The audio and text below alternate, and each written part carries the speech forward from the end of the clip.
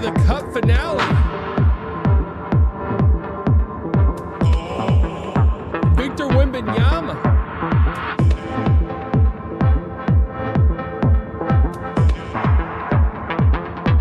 Who's winning tonight? Great question. Actually, this is a classic one.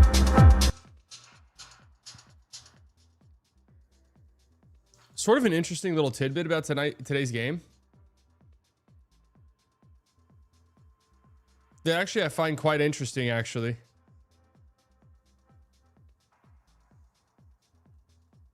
This game counts towards Victor Wembanyama's 65 game minimum.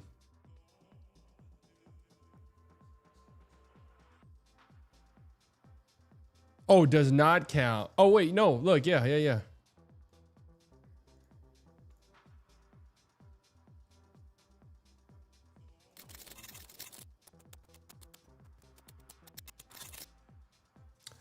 For those wondering, tonight's NBA Cup final does not count towards team record or individual player stats, but it will count towards Victor Wembanyama's required 65 game minimum.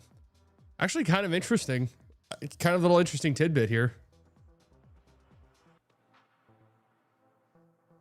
That would be funny if he only has 6. Or he has literally 65 games because he can only miss 6 games from here on out, which seems pretty optimistic. Have you seen the video of the Clippers stadium? No, send it in my Discord. Send it in my Discord. I want to see it. If you guys haven't liked the stream yet, make sure you do so. Helps me out tremendously, especially early on in the stream's life cycle. Let's you two know I'm having a great time, of which we are. Rest in peace, playback, obviously. I sent a meme in the Discord last night.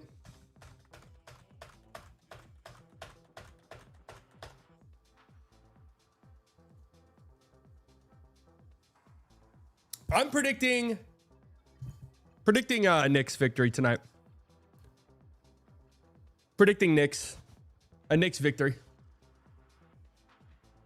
What's y'all's hey, here. I can do a poll.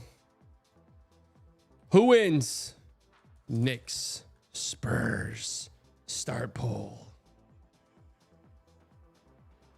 It's not letting me accept the invite. Why is that? I'm excited though. Wemby's gonna be on a minute restriction still. 20 minutes is what it sounds like. I wonder if it's the same minute structure. It's like 5 in the first quarter. And 15 the rest of the game. And the cup still stands tall. The NBA Cup. So, I guess, is this true? Our good friend from DLLS, Kevin Gray, sent this to me in a group text I was in. That, I guess, did Silver say that he's interested in moving this game to like a college campus? Like a legendary college campus like Duke or something? Did he actually say that? What would, like, this game? Oh, here we go. Adam Silver on potential changes to the NBA Cup. Local markets for the semifinals, exploring unique locations for the Cup final. Like, bro, just do it. Just do it at the home team stadium, man. Is this not like the easiest fix of all time?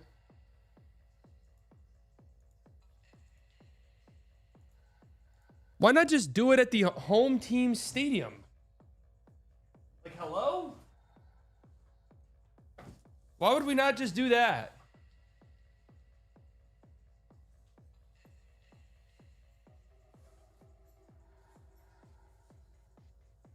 I kept seeing people say Abu Dhabi, but how about Madison Square Garden? I mean, would this not be sick if this game were played in San Antonio? Or who's the home team technically in this? Do it at the White House.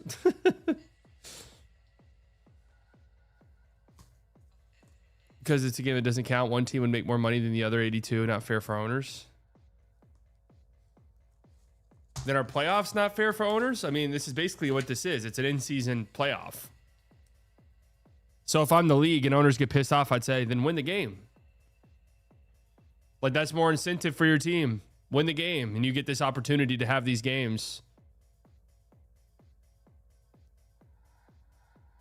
I honest to God don't think it needs to be at a neutral site. I think it'd be much more fun and enjoyable at a home an arena, just for the crowd, ambiance in essence.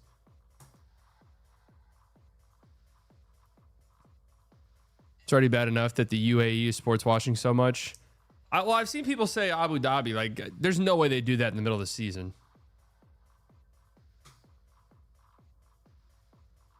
That's just too much. They already do like Paris games and stuff like that, and that's a whole fucking thing. I feel like the logistics would be a little too crazy. They can do a home stadium because the stadium, they can't do the home stadium because the stadium likely has other events booked or hockey. Oh, that's not a bad point, actually. That's actually a good point. Yeah, I guess you're right.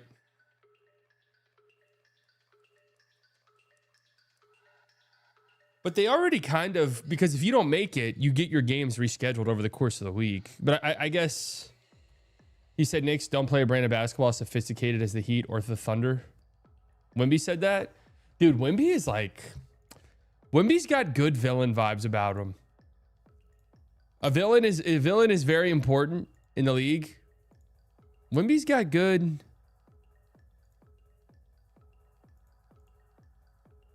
villain vibes about him.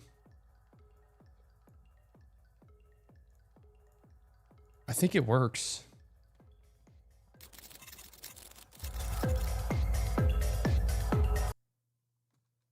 So people not showing up to watch a sub-bar product isn't exclusive to New Orleans, even when the owner's a willing spender with a state-of-the-art arena and future Hall of Famers on the roster. Oof.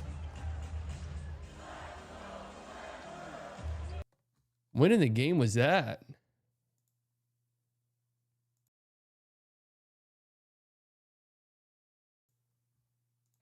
To be fair, this is 50 seconds into the game. Some places are just like that. Like Rockets games are like that.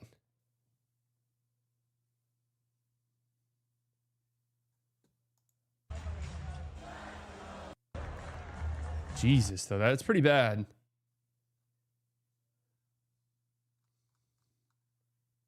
When we calls out OKC brand of basketball, pushes ethical hoops slightly. He's got great villain vibes. Oh, that's pretty funny. I don't know, man. I try not to be a Thunder fan. You know what I think I want to become? Sometimes guys sort of make a name for themselves in media by digging themselves. Like, I'm going to be this guy. I'm going to have this take, and this is going to be my thing. I think I'm going to be the target score ending guy. I'm kind of thinking I'm getting there.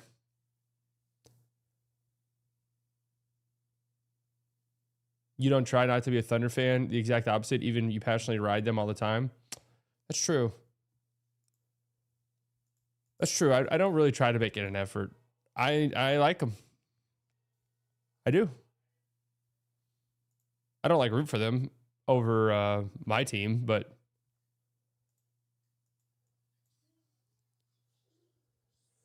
here we go, folks. Probably good for the ringer one day. My lady, my little lady. All right, best of luck on this. Best of luck on this. Best of luck on this. All right, here we go. Mikal Bridges with the basketball. Going out, Luke Cornett. That turnaround midi. That's his shot. Good D, though. Good D by Cornett. Oh, who's the guy that the Rangers signed today, by the way? Chris Martin. He's been on the team before, hasn't he?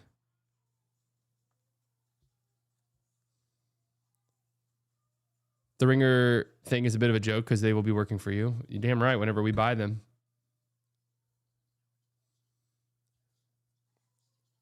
Great D, Castle. Woo! All right, Cat. Big bodega. Hate watching the Thunder is going to be rewarding one day.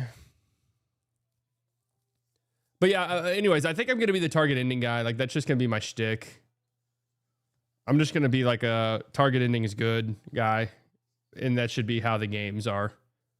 I know there's history that would get fucked up. I know the flow of the game would be way different. I know everything would be different, but I think something has to be done. I just think these like end of games, and Houston Denver was an example last night. It gets so nasty. Wow, tough bucket. Yeah, Josh Hart's been so good, man. I've got to eat a little bit of crow here. Oh, Martin was here last year. Oh, that goes to show how much I watched. Vassell way off. A little bit of nerves. A little bit of nerves here in the cup final.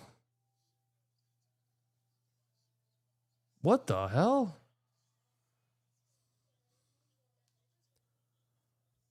Wake up. They need to get Wemby out there. What am I? What was Cornette waiting for right there? Is this the most important game the Spurs have played in like 7 years? I mean, how many players on this team is this the biggest game of their lives? In their NBA lives, actually. Because, I mean, some of them college athletes.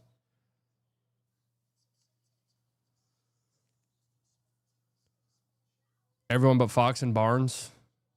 Cornette? I mean, they were in the playoffs. Like, I'd say just like a random first round game is probably more important. Truth be told. And is that me not respecting the cup?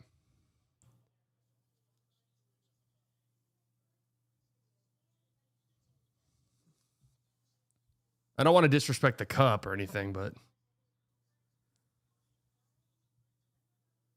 Lakers over Pacers, Bucks over OKC. It's actually a pretty good omen to lose the cup.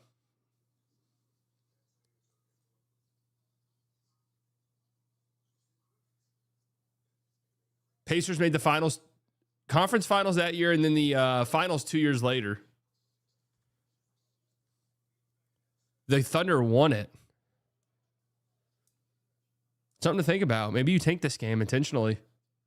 A lot of discussion about that. That's too easy. Louis V. Sanders. OG. Have you guys seen OG's calves? They're unbelievable.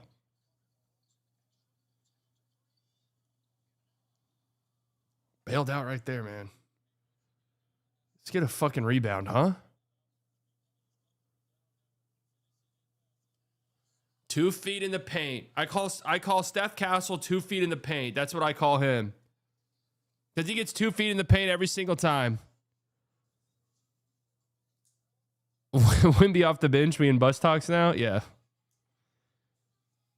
Is that a funny tweet, or is there has that already been made 100 times?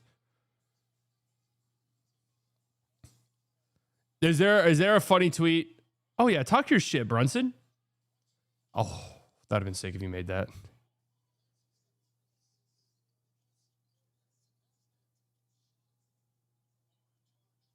Oh, what a move.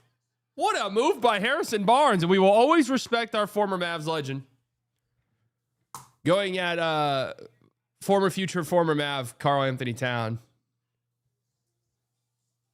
And actually, I'm kind of shifting Karl Anthony Towns back into the future former Mav talks. Just think some of the trade stuff's a little sketchy. Feels like he's somebody who might end up there. That's what we call him. 2 feet in the paint, Castle. 2 feet in the paint. Good job. I mean, Steph Castle drive right there. Set that all up. Louis V. Sanders. Fast-paced game here.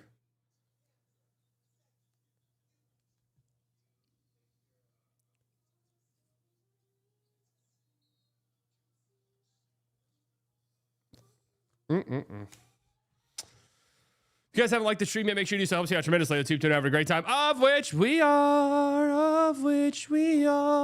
Oh, here he comes. So he didn't play the entire first quarter. He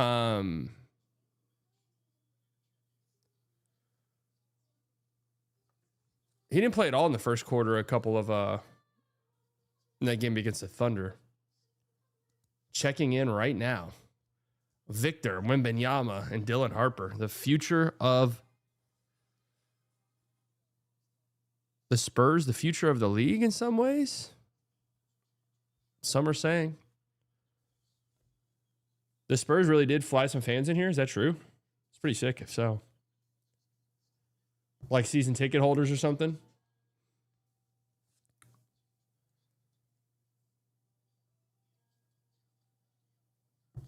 It does feel like if you're a Knicks fan, I mean, I went to Vegas a few months ago. Honestly, I thought it sucked. I mean, it was fine. Well, like, I don't understand the, wow, good drive. Everything but the finish. Look out.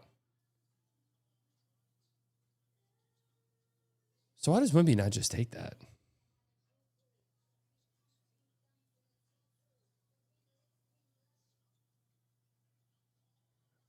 That was a lot of contact that they just let go.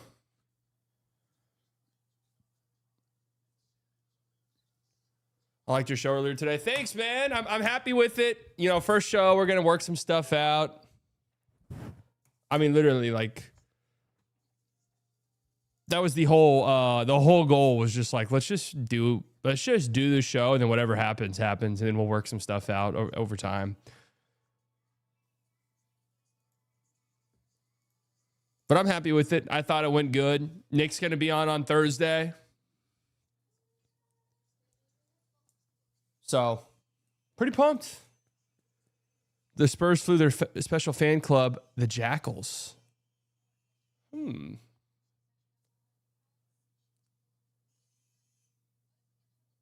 That's pretty sick. Yeah, the eye contact. Well, I watched it back. I never watched my own streams back. But I watched today's one back just for like, all right, what can I do better? I was looking down at my laptop too much, but that's just what I'm used to. I'm used to looking at the chat. I'm used to looking at the screen. So got to do better there. What does the target ending do better than making every non-shooting foul in the bonus? 1 free throw plus ball.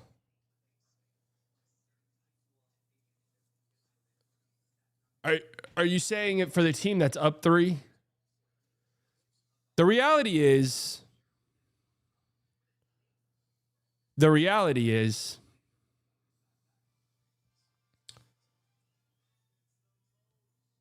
you can't get rid of intentionally fouling. No, but you can't get rid of intentionally fouling with teams down. Because it takes away some of the fun endings. Because their being intentionally fouling does lead to guys missing free throws, and now teams have a chance. In my opinion. I do agree you need to get rid of team being up 3. Now, a common sort of retort to that would be like, so what? The team that's losing gets this advantage, but the team that's winning doesn't get an advantage? Yeah, and let me tell you why. Does it seem fair? It doesn't matter. It makes the game more interesting and exciting at the end of the game. That's it. That's the main focus. We want the games to be fun and exciting to watch on the television. And this would accomplish that.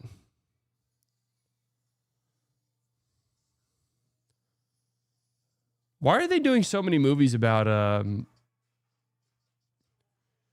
musician biopics? I don't think you need intentional fouling to make a comeback. Case in point, Dallas last night. Well, yeah, but you will have instances where it's like, what do you do if you're down 2 points with 10 seconds left? It's just over.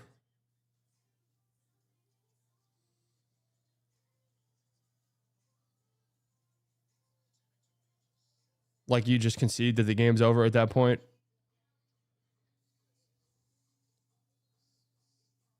I'm here for the I couldn't be more here for target ending. Target score ending.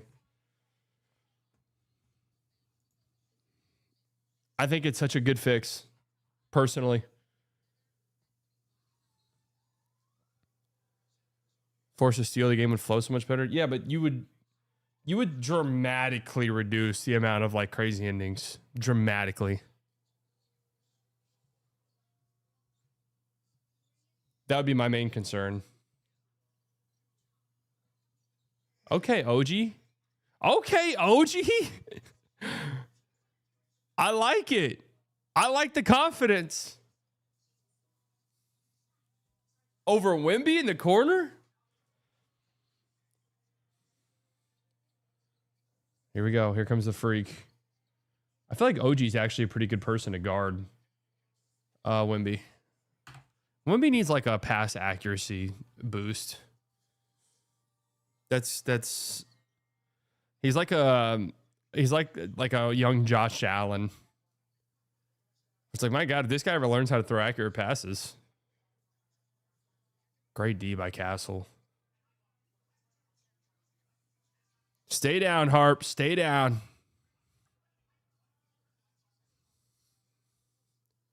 I don't think the records thing matters that much because comparing numbers between decades is already so silly. Yeah.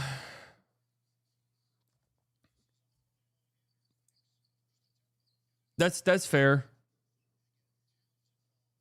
The reason a target score thing would never really come to fruition because it is so much functionally different than. Whoa, what a pass. Oh my God, Cat. How on earth did he get that off?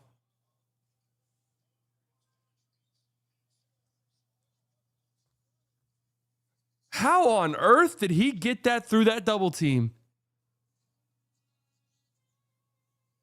Yeah, comparing decades. Oh, Wemby's down. Oh. Wemby.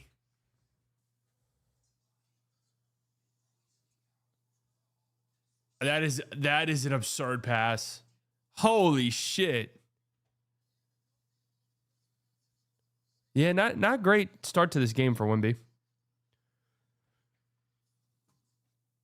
Great for showed Haymaker. I'm excited to see Nick join Thursday. Yeah, me too. I mean, I tried to keep the vibe literally as similar as possible. My thing with the Haymaker is I want it to be fun.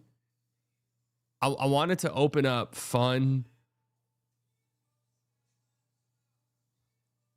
I wanted to open up fun new pathways to make fun content, but the live show be pretty much the exact same. Chatter's talking about the Spurs trying to get more European style fans. Like it's not the most Latino fan base in the league who have soccer culture. The Jackals. Is that a new thing? Will there be more 3-man weaves on Locked On? We've talked about doing it like monthly.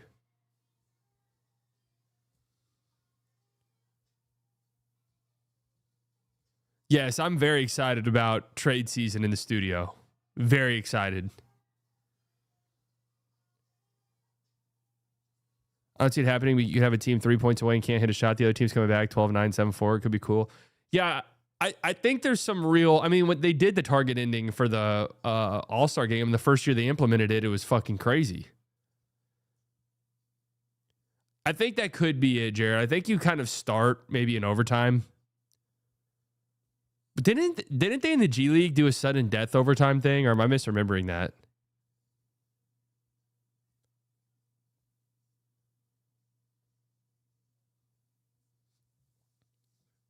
Did they do that or not?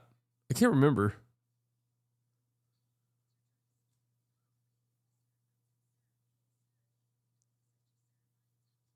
Let me look it up. Sudden death OT G League. Why am I thinking that happened? 3 years ago. The G League is going to a 7-point target score finish for overtime games this season.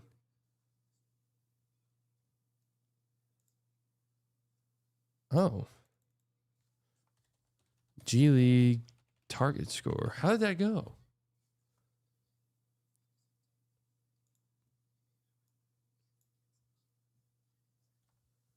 Okay, hold on. We'll look at the NBA G League experimental playing rules that they have this year.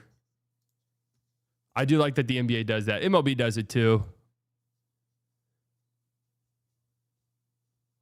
I'd like to see what Elam would be like in meaningful games where players are really trying. So, like, the whole idea behind it is every game ends with a game winner, right? That's like the idea behind it. There is something that you can't beat a buzzer beater, though. Like, that's part of it. You cannot beat a buzzer beater. Now, my stance is, well, how many great endings would the Elam ending give us?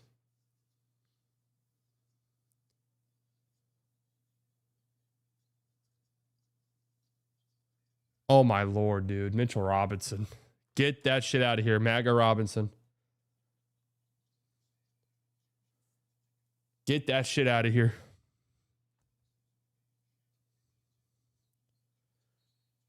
Oh, I don't know about that foul call, ref.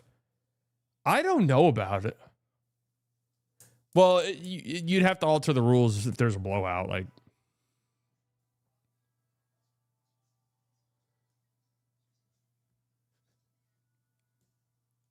the only problem is, so like implementing a pitch clock in baseball did not change the amount of ad breaks that baseball got.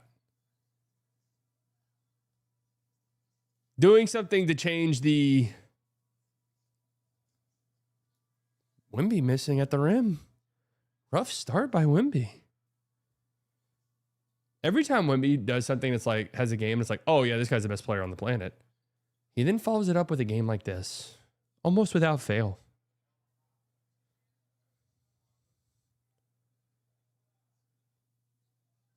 Great drive, Harper. Wow. That is a special finish by a rookie right there.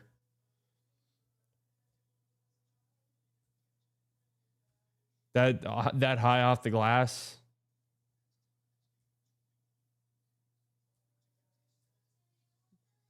Look at Brunson pick up the dribble. I mean, the moment you see Wemby in the paint, it's over. Oh.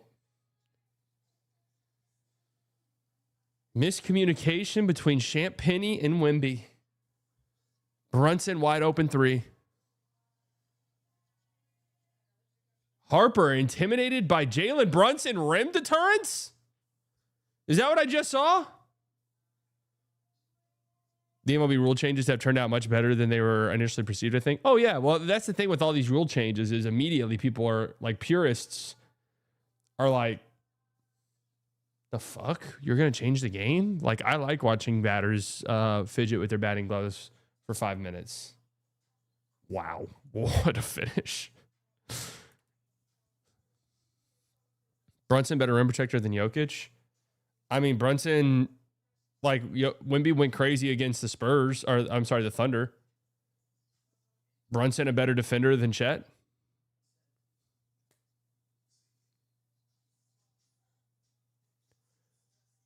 Wemby popped off against the you can't give up that offensive rebound. Wemby popped off against the Mavs. Brunson a better rim protector. That goes in. Oh my Lord. Brunson a better rim protector than AD?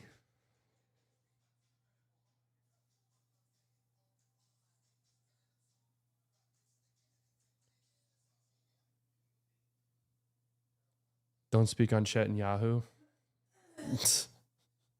Chet and Yahoo. Champagnie. I feel like Champagnie's good for a couple real dumbass fouls a game, it feels like.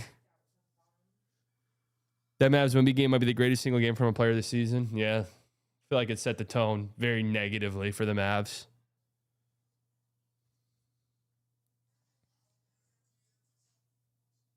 Beautiful move by Brunson. So Brunson's just never going to have a signature shoe, huh? He's just going to go the Kobe's always? Is Brunson a signature shoe guy? I would say yes. Star New York point guard.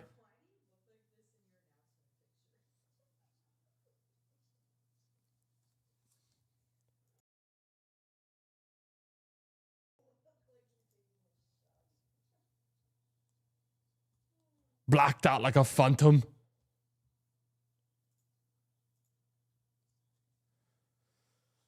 Jalen Brunson misses the free throw. 26-23. Interesting first quarter.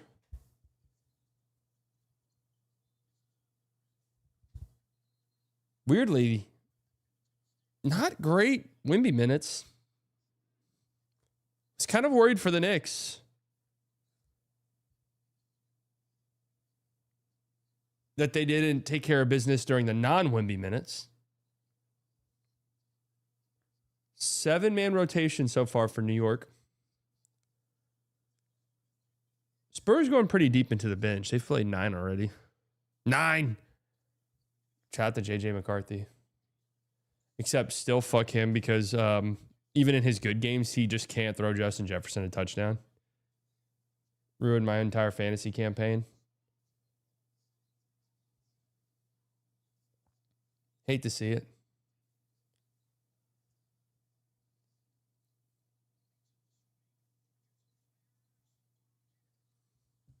Get up, OG.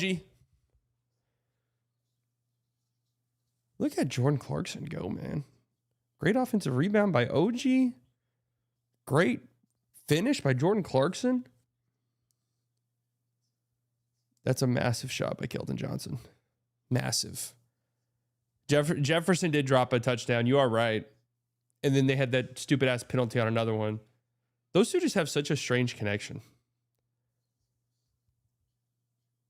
But I've lost all my fantasy league, so I don't give a flying you-know-what about the NFL any longer.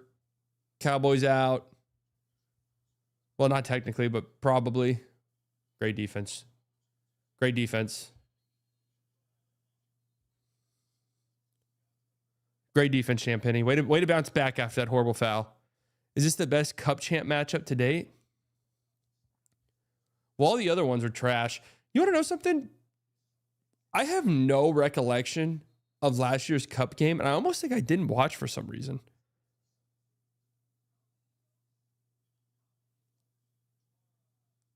What day of the week was it on last year?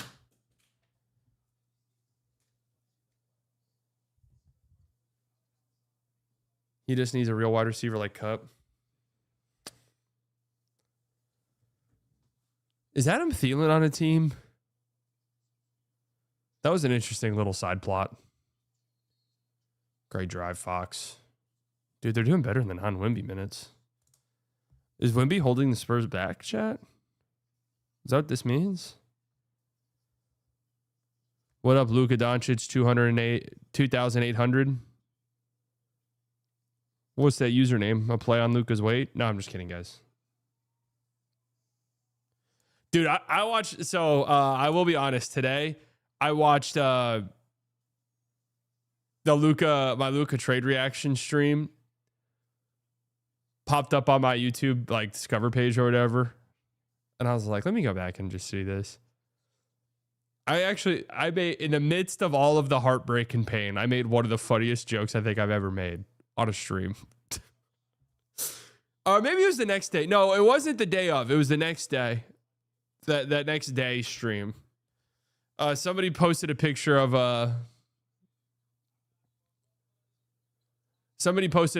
like the Dirk statue, and people were leaving stuff out like it was a memorial. And somebody left a full 40 of Modelo. And I said, be careful, Luka might show up and drink that. Oh, man. Sometimes I crack myself up.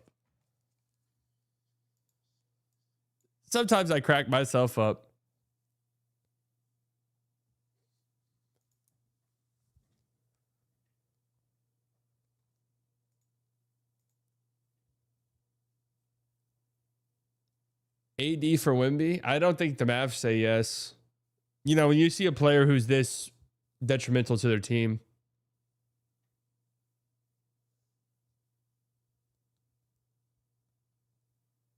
I actually think, what is the NBA award odds?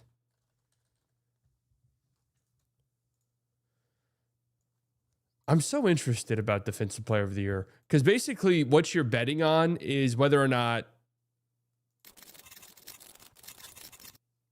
Wemby plays 65 games. So Chet is a pretty big favorite right now. With our guy Bam at third, I mean, this could be a Bam year, maybe. Amin should not be fourth. I'm just telling you right now. Amin Thompson should not be fourth. Amin Thompson fan club, we're standing down, okay? Stand down and stand by. Yeah, I'm not going to lie. The Defensive Player of the Year, if it's not Wemby, and God forbid something happens to Chet, is like kind of underwhelming. I feel like Gobert should be higher, personally. I feel like Gobert should be higher. Oh, look at Cooper Flag in the mix. Hell yeah.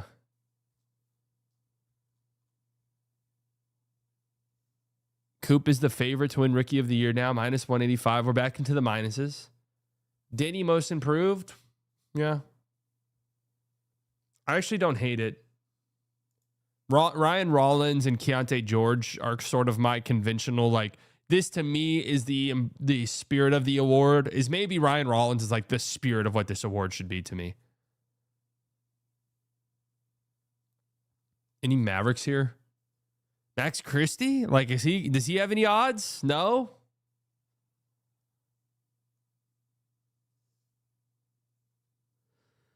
That's a shame.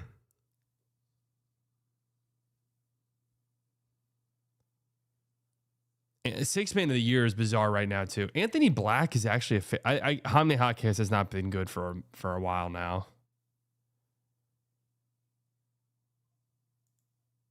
So why would it not be AJ Mitchell? I think Anthony Black's actually a pretty good shout.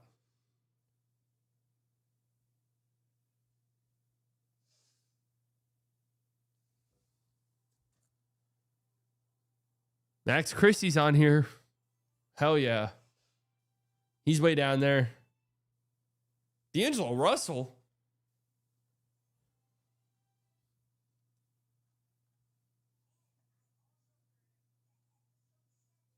Dude, Shea is plus 100 to win Finals MVP. That's actually insane in this moment.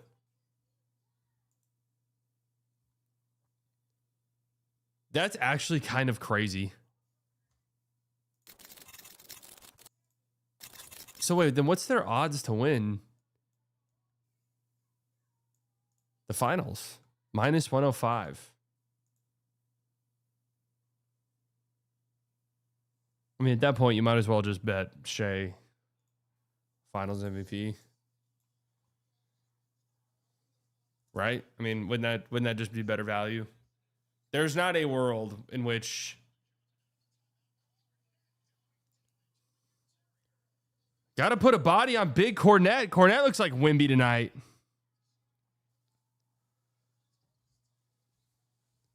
You made the odds? No, if it was me, the Thunder would be minus 4,000.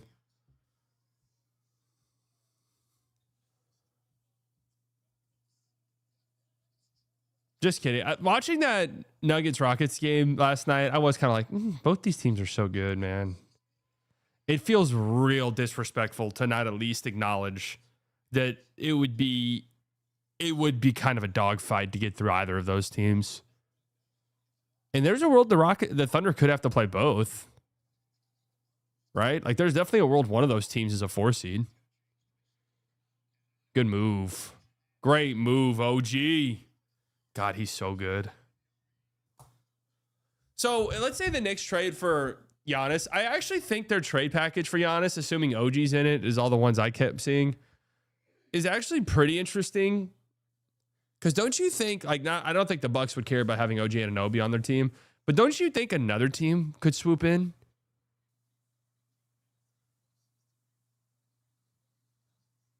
And give up like a pretty decent haul for him? Or is there like some injury concerns? He's making a lot of money. Maybe his trade market's not very good. What I have to do for you to stop hating on Pods as Pods fan club? It hurts my feelings. Don't know. It seems like a real big battle. It seems like a big battle at this point. Seems like a losing battle.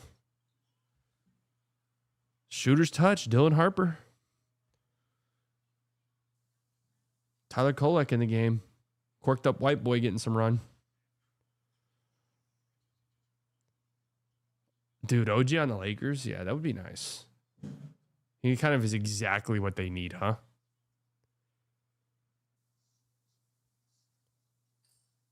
I actually would love that. He could be there, Aaron Gordon. We talked about Aaron Gordon's. Great pass, Fox. Oh, Dylan Harper's getting hot.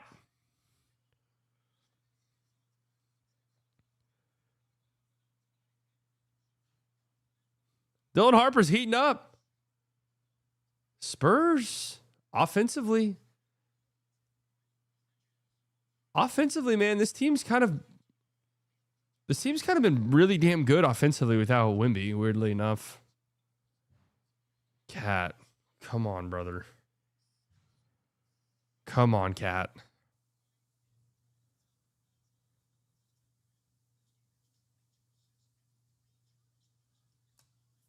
This game's pace is insane.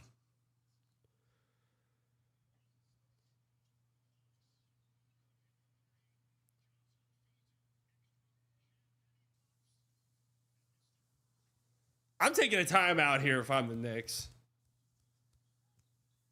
I'm taking a timeout. Kolek misses a three. Yeah, I should. I'm taking a timeout. I don't like the pace. I don't like the way this thing's trending. Oh, and then Hart gets a steal, and now they're on a fast break. This is why you never listen to me, guys. This is why you never listen to me. Okay, write that down. Is it bad that I wish nothing but failure for Luka? It's a little harsh. His fans actually make me despise him. Dude, the Luka stands, LeBron stands on Twitter. Luka stan, LeBron stands on Twitter. Have you guys seen that?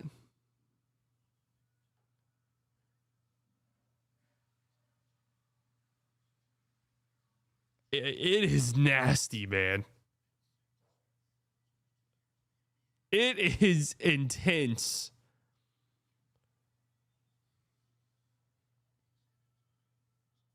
I actually can't believe how intense it is.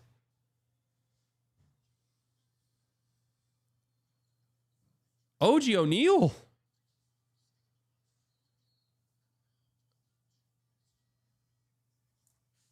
OG O'Neal. How did Wemby not grab that board? BT dubs. Luka and Shea fans as well. Guarantee to pop up on your page. Oh yeah, Luka and Shea fans absolutely going at it as well.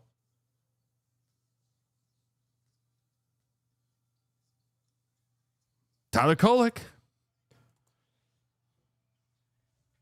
Those ones are nasty, but it's more funny. Like, those ones are just like, let me get this stat off. Let me get this stat off. Like, there's no real animosity there, I feel like. Whereas there's like real hatred brewing between LeBron fan club and Luka fan club. Wow, great drive. Oh. Great drive by Cat. Just couldn't get the finish. Really not a bad job by Champagny doing all he can right there without fouling. Is that not going in? I don't even think Mitch Robinson needed to touch that. It's unfortunate. There goes Wemby. Yep, that's a nice play. Get Wemby going. Let's get a pin down. Uh-oh. And this is why you take a timeout, guys. This is why you take a timeout whenever I say take a timeout.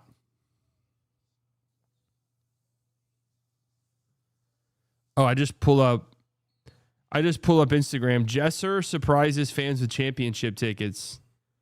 These guys don't even know what the fucking NBA is. I wonder what the average age of the NBA stan is. I think the number would surprise you. I mean, I can say with some certainty, I know that some of those Lucas stands, the number will make you actually quite sad. Nets Muse? No, to be fair, that's not Nets Muse. That's like Nets Daily or something. It's like the actual podcast. No, he's in his 80s, I think. And we love that for him. We love that for him. De'Aaron Doncic, one of two.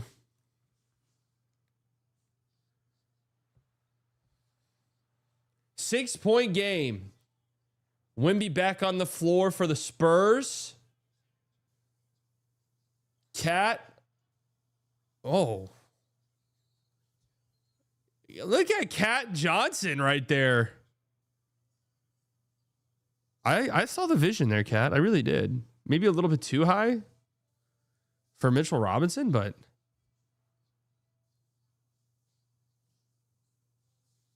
Jaime Jaquez Muse is like 32 plus. Are we talking like 30 plus?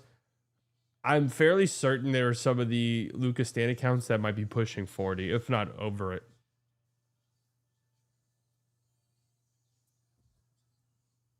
But the thing is with like the... Oh my God.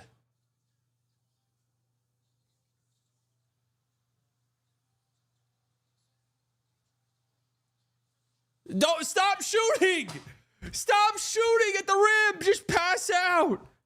I mean, that was a very valiant effort on the glass by them, but like pass out of that, man. That first block was crazy.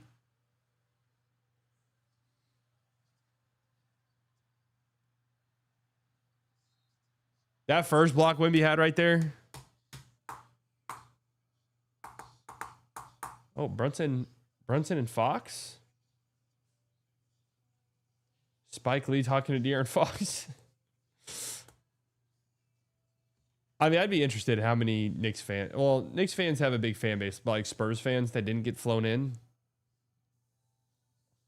Well, that's what I was saying. The difference between like the Luka stands and stuff is Luka's got like a whole country backing him, which does change the dynamic, and understandably so, right?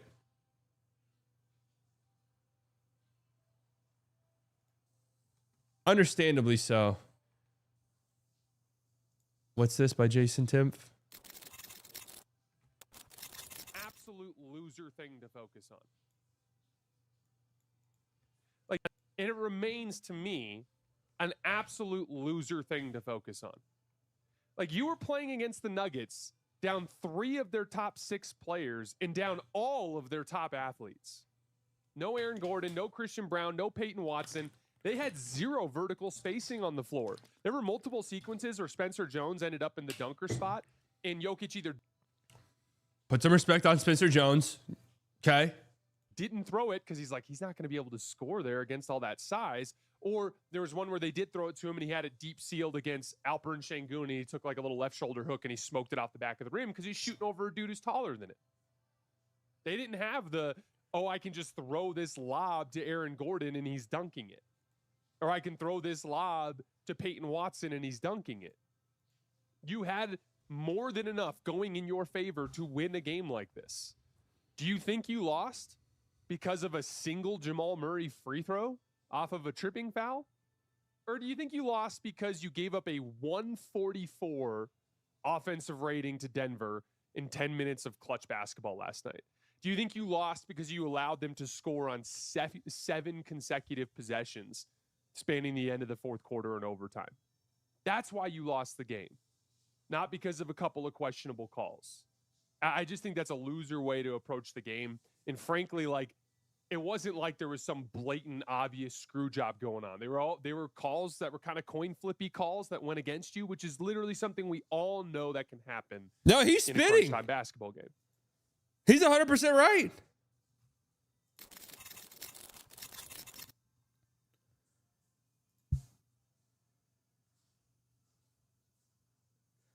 I know he's a Lakers fan. Does he say that after Lakers games?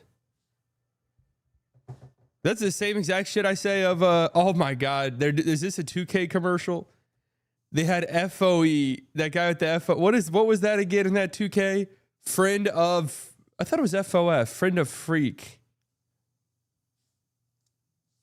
Why is Spike Lee, dude, that was the worst story in history of storytelling. Fucking 2K16.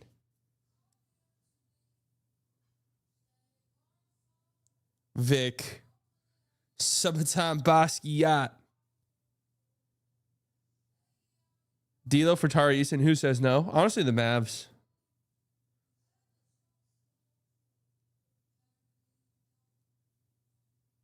The Mavs, because at some point, like, Nimby's going to get close to his 50 game, the 50 game rule for the two-way, and then they're going to need D'Lo to play.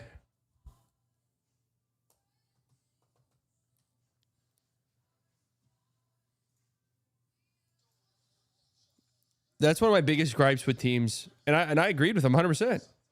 I thought the Rockets got way too caught up with officiating, and it was kind of obvious in the fourth quarter. But their best player, Şengün, if you want to call Şengün their best player, I definitely would say Şengün's like their main guy, right? Dude, Mitchell Robinson is such a great offensive rebounder. Wemby, we got to grab a board. Oh my God, OG.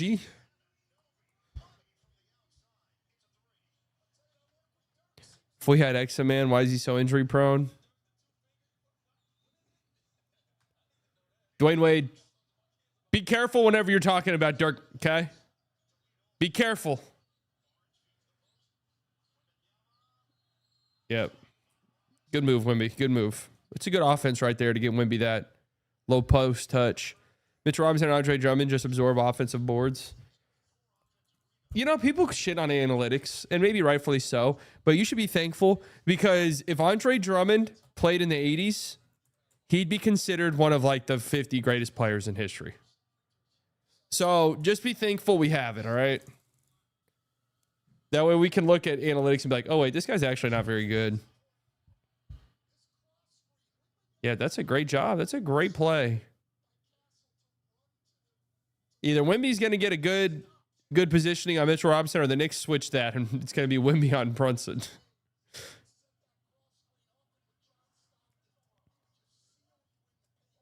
I was dead ass crying watching Jay and Hardy. Yeah, Hardy stunk last night. I mean, it is what it is. I've reached my point with Jay and Hardy where it's just like, oh, Victor O'Neal. I reached my point with Hardy where it's like, I mean, I already know who he is. Why sit here and beat a dead horse with some of this stuff? Here we go. Brunson guarded by Wemby. Brunson dancing. And Brunson foul baiting. Not sure what he was trying to sell right there. Oh! Devin Vassell! God damn.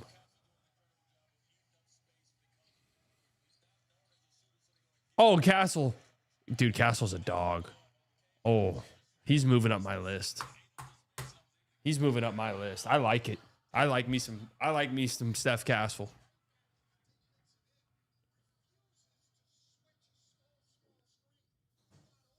How does Brunson not get a concussion? Oh, wait, did you just see Brunson? Wait, did you just see that? The ref is actually cheating the game. Did you guys just see that shit? The ref's hand got in the way of Jalen Brunson on the inbounds.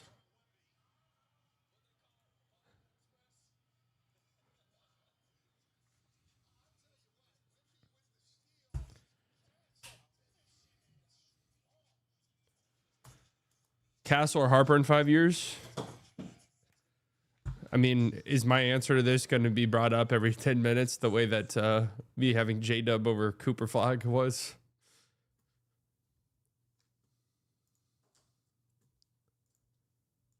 You guys have me scared to say anything now. Oh, and look, as I'm saying this, you had him off your top 100, by the way, talking about Steph Castle. You said J-Dub over Cooper? Don't worry about it. Don't worry about it. It's a long story. Look at this. Wait, look at the ref. Look at the ref and Brunson. What the fuck?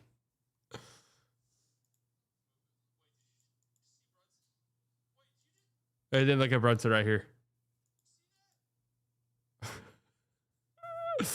You said you take him in over Cooper as well?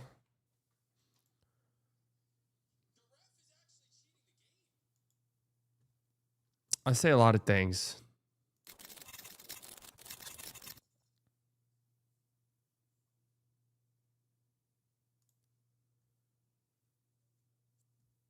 I say a lot of things, okay? Doesn't mean you have to listen to all of them. No, my Amin Thompson argument was I didn't think the Rockets would trade Amin Thompson for Cooper Flag. And honestly, I still think that's true. But hey, at the same time, I wouldn't trade Cooper Flag for Amin Thompson. So there you go.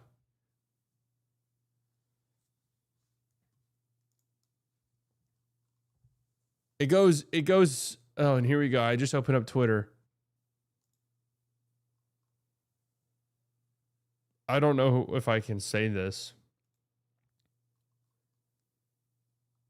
It's Flag, but it's with the CH because, you know, the chubby thing. Hey, Sally, remember you said to be a quiet trade deadline before it happened? That's my worst one of all time. That is my worst one of all time. But actually, you guys don't even know the full extent of it. Never actually really gets brought up.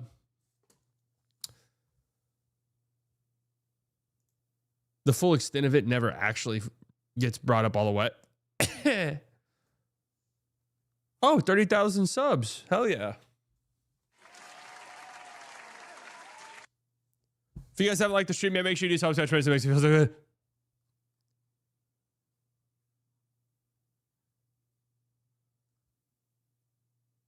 Yep.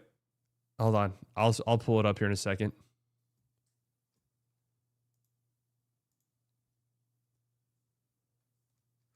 Amin is Dyson Daniels with PR. Well, Dyson Daniels low-key has a lot of PR. Oh, I saw that video Luca was on, the guest the NBA player.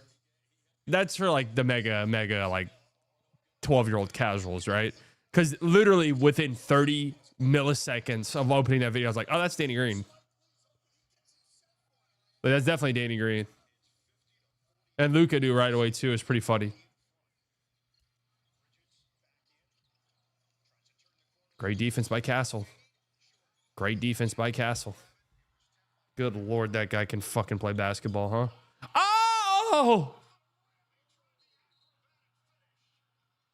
You're all right, Wemby. You're all right.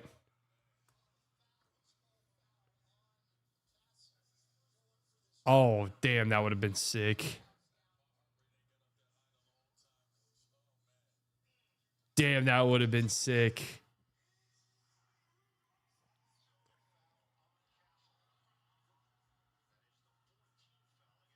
Yeah, I guess I didn't know Danny Green played in Slovenia. Was that real or was he just trolling? Well, they knew off the jump. They really knew off the jump shot. Things are slowing down tremendously here for the Knicks. Great. Great offense. That's all right. That's okay. Great penetration by Harper.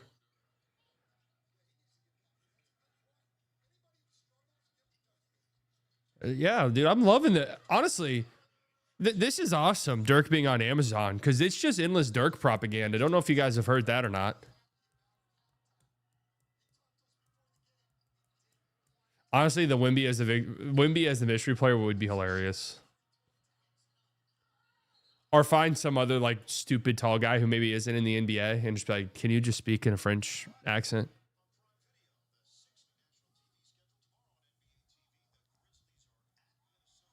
Barnes pulling the old 2016 finals.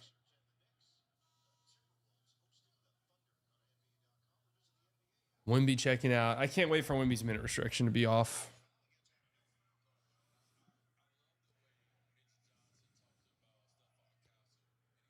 Have you ever been rage baited hard? Well, I don't know. Have you ever been in one of my streams? It happens about 6 times.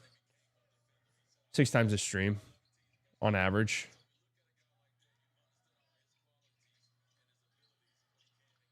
Oh, damn. Hard fall by Harper. And Hart. God, Harper's flying around like a maniac.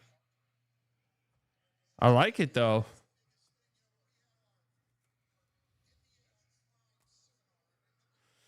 To the point you're actually mad.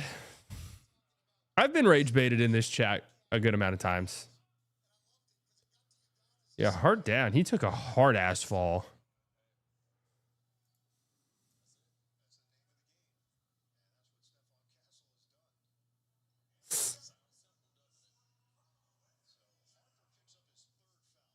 Three on Harper?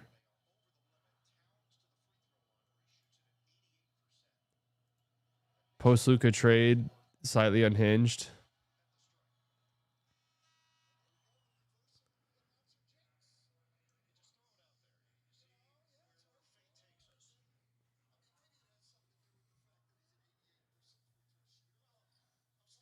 I've definitely been rage baited to the point of being mad. Yes, actually, the more I think about it.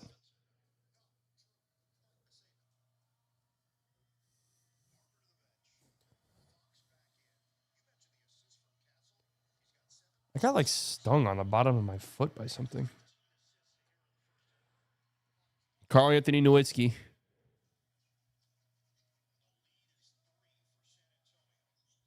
Yeah, I was watching back some of my Luka trade reaction stuff too. Because I was thinking, I was like, you know what? Oh, good move, Castle. I thought, you know what? But you know what could be a fun like stream? And it would be fun. When we get to the year anniversary of the trade is to watch back the stream.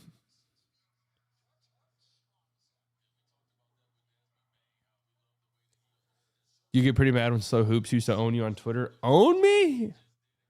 No, honestly, 2, 4, and 7 for Steph Castle tonight, by the way. Own is strong.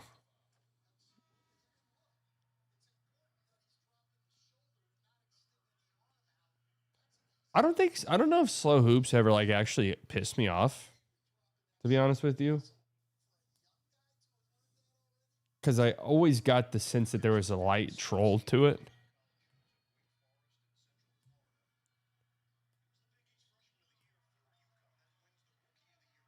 Steph Nowitzki.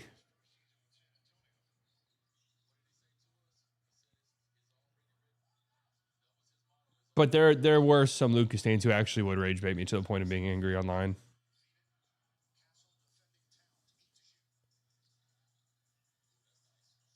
That's a nice bucket right there by Cat. And honestly, much needed. Dude, they're just shouting out Dirk so much. I mean, it's great.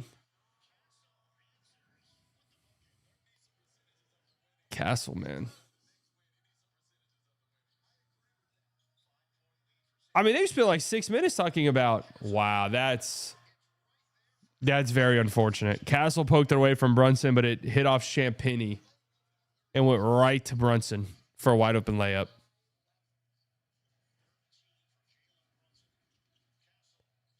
Great skip.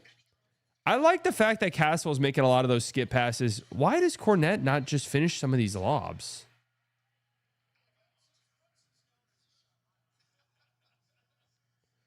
That's ironically and funny enough, that's Brunson's second legitimately good active rim deterrence in this game.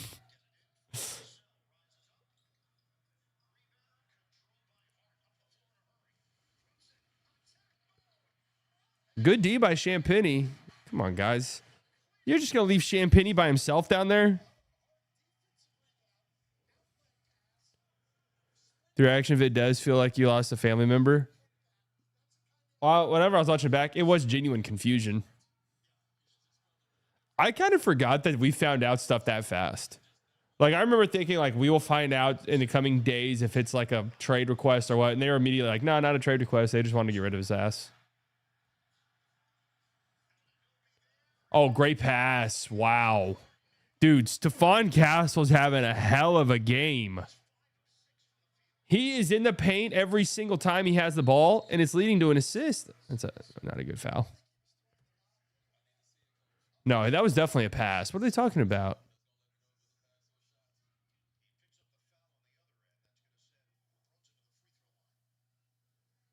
I think that was 100% a pass.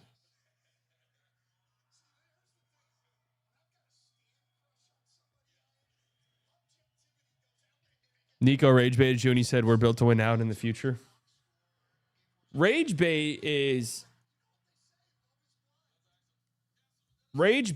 I'm trolling you to the point of you getting mad, and I don't even necessarily believe it. So that's kind of what Retina attempts to do in a failing effort more often than not.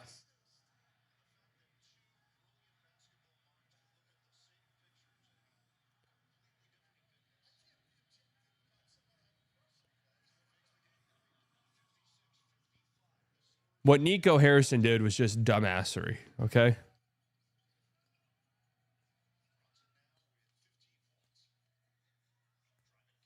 That's just dumbassery.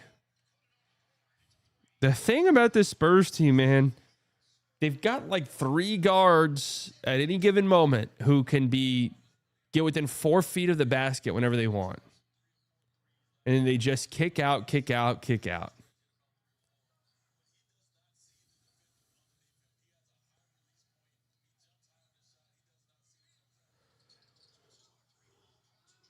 Look at Brunson fighting for the glass. My God, is Jalen Brunson in his power forward bag? Isn't that something we used to say?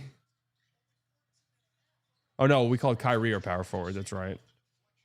Kyrie is our power forward.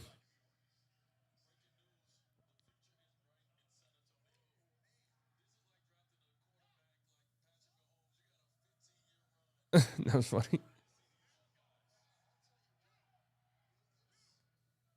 Is Cat hurting or something?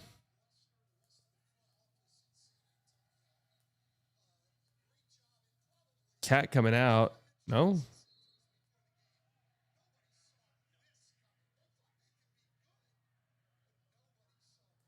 Cat just gonna go straight to the locker room? It's a little weird.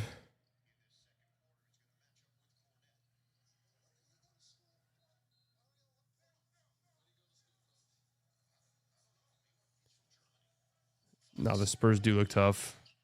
Great D by Huck Porty right off the bench. Couldn't get the rebound, though. But they get that one. Good job staying down, Cornette. Oh, great D. Oh, better. Oh, wow. Does OG lead the Knicks in scoring right now?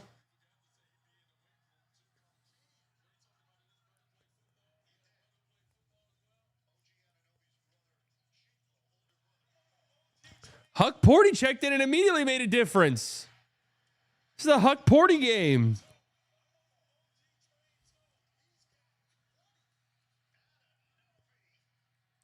First half points for OG. When are you going to start being biased to the Mavs? Never.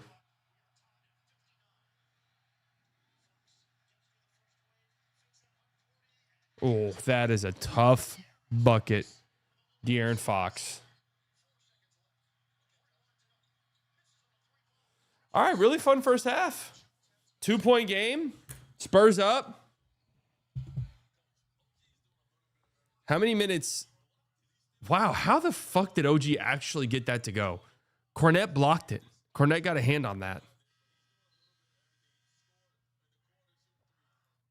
Incredible.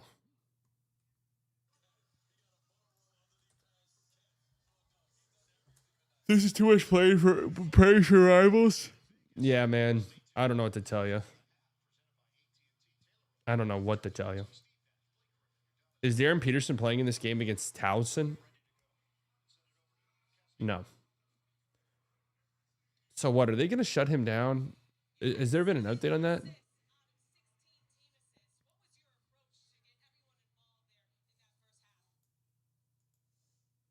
Any updates on him?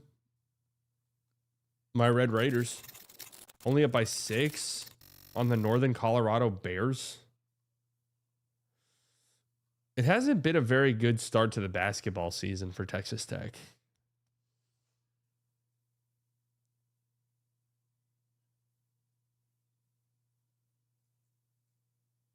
How's this game even close? Oh, Northern Colorado's 50% from 3.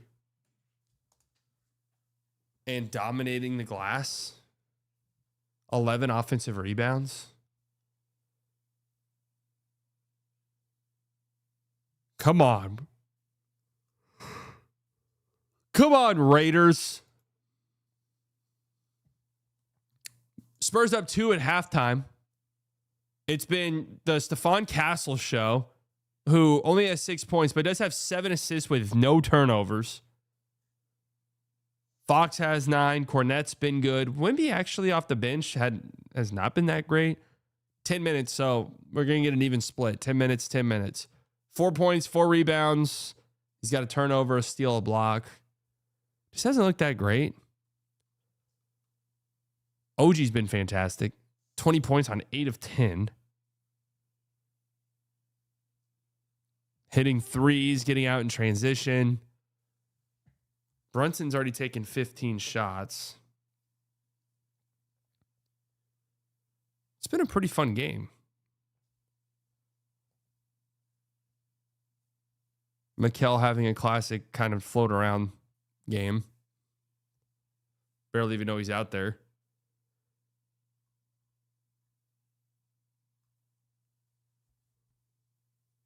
Who's the next guy that's under 25 that's going to be on a one team, man?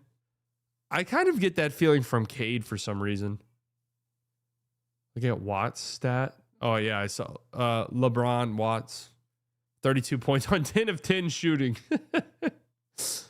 Oh.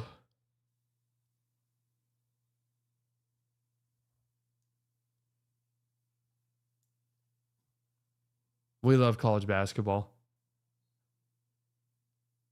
We love these college basketball stats. All right, I wanted to read this. G League experimental playing rules. Expanded coaches challenge. No, we don't need that. We don't need that, man.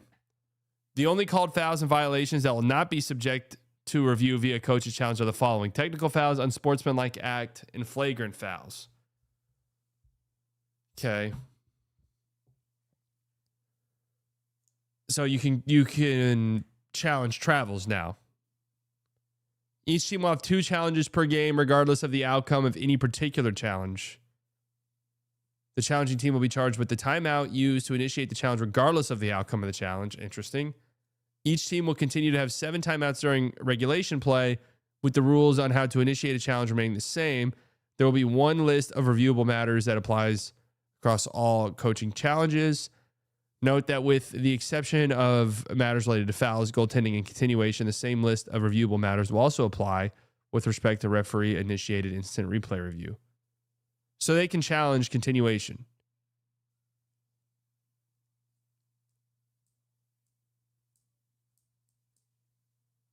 They get 2 fouls no matter what, but they have to use a timeout whenever they challenge. Or 2 challenges no matter what. They have to use a timeout whenever they challenge. How does that work in the games?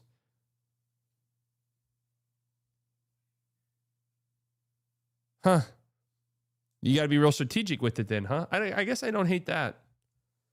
Target score overtime. Games that advance to overtime will be determined by a final target score of 7 points. I'm actually interested in how this is played out. Is there any like update on this? 1 free throw rule. 1 free throw worth 1, 2, or 3 points will be awarded in the event of any foul that would typically result in 1, 2, or 3 free throws being shot under NBA standard rules. I'm actually really interested to hear how this is all playing out, because this is this year, right? I think the 1 free throw rule was there last year, wasn't it?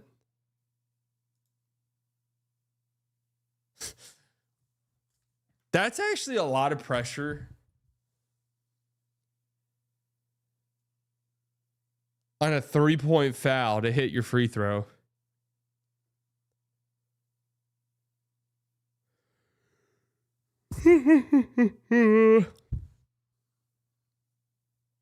Each team will be entitled to a reset timeout in the final 2 minutes of the fourth quarter and final 2 minutes of any overtime period. Oh, so they did add the reset timeouts. Well, the thing is,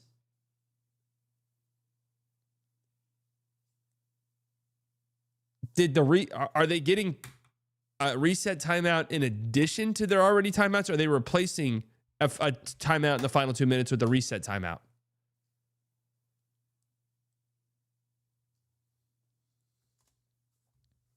PJ Washington shooting one for. Well, they did say that this doesn't apply in the last 2 minutes. Transition take fouls. The transition take fouls occurs when a defender commits a take foul against an offensive player who has the ball or has just released a pass. A foul is committed during a transition scoring opportunity, and a foul does not meet the criteria for a clear path foul. The foul team may select any player in the game to shoot one free throw and retain the ball at the point of interruption. A player that is off the ball and is fouled in an effort to stop transition scoring opportunity that is an obvious take foul be considered a transition take foul. Is there any updates on that? Oh, key difference from NBA rule. Wow, thank you. This is a very, there is no transition take foul in the last 2 minutes of the fourth quarter in overtime. Oh. Replay triggers. The G League has 5 replay triggers. Flagrant fouls, 2.3 point. Field goal attempts or fouls, made basket at the end of a period, foul at the end of a period, any hostile act. There are 16 total replay triggers for NBA games. Wait, what? Check out the video of Dirk talking about shooting when he told OG. Send it in the Discord.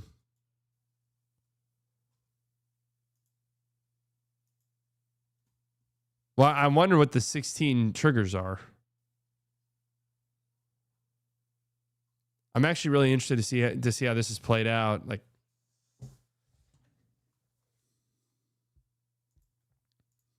let's see, G League target score. Any like updates on this? How is this? Okay, so they've been doing the target score in overtime for quite a bit of time. I thought so. And the one free throw thing they've been doing for quite a bit as well.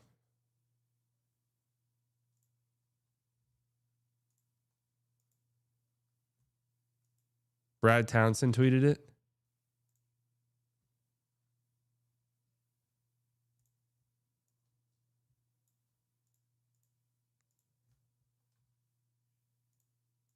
Watching Dirk show everyone how to shoot is elite basketball content. I've been able to talk to him a little bit. He wanted to know more about shooting. So last year he reached out to me and wanted to know a few details. So I'm going to show you guys what I told him here. If you want to hold the mic. What you taught OG. I got you. I'll give you my mic. All right, walk us through it. So he just wanted to know every little details about feet, about positioning of the hands, of breathing, of where the eyes go. So he asked me all sorts of questions. One main thing that I told him about is the finger position on the ball. And I like to, when I shot the ball, I like to spread my fingers as wide as I could. And I wanted these the pointer and the middle finger were the last two to touch the ball. That way you almost build like train tracks. And the ball should always go straight. You should never miss left or right.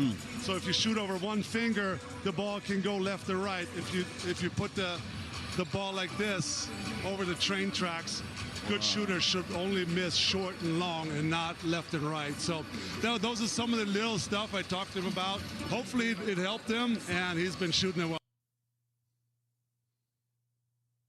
Interesting. You guys take notes. I'm pretty knocked down.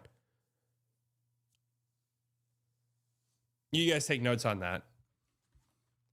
This is a Discord link.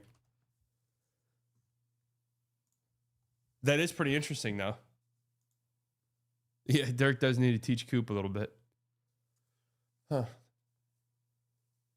Try to think about my shot now.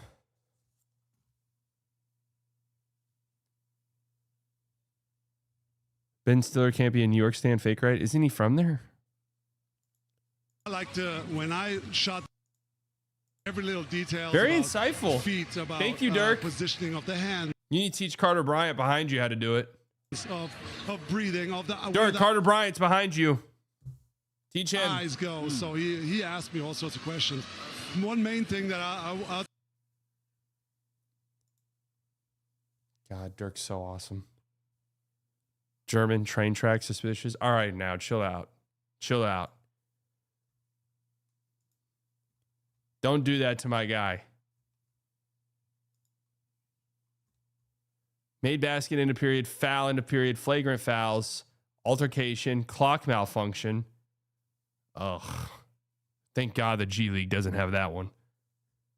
2.3-point field goal, shot clock violation, clear path to the basket foul, correct free throw shooter, 24-second shot clock reset. Oh, all of the clock reset ones are horrible.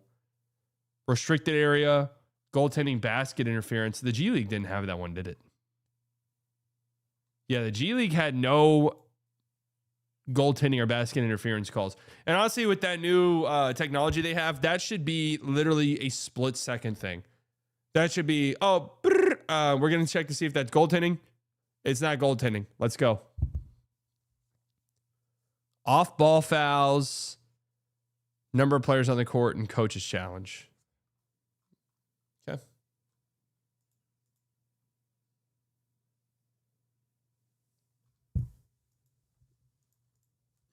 I'm actually like, I'd like to see some examples of the Elam ending. Is it cool? Did it work? They're still doing it years later.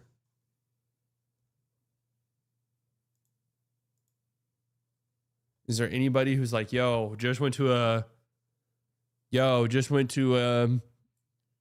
League game, dude. Elam ending was crazy.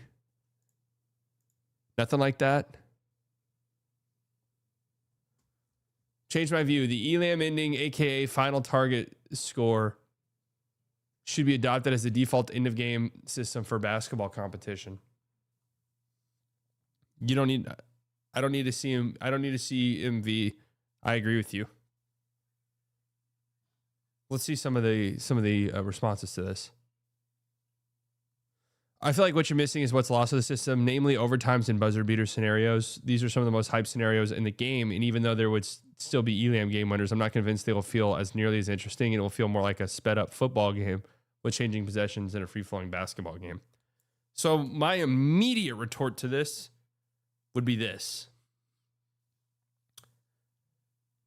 The ending of basketball games right now does not have a free flow. Right? Like, that's the biggest response. There is not a free flow. How often do you get like an actual free flow of at the end of a game? Very rarely, and it is fantastic. Like, don't get me wrong, it is fantastic. But also, I'm a little bit confused by what this guy's saying. It'll feel more like a sped up football game with changing possessions than a free flowing basketball game. Why would that be the case?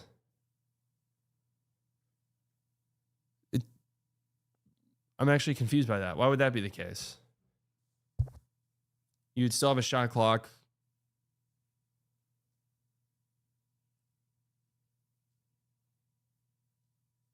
What does he mean by that? I mean, am I the only one confused by what he's saying?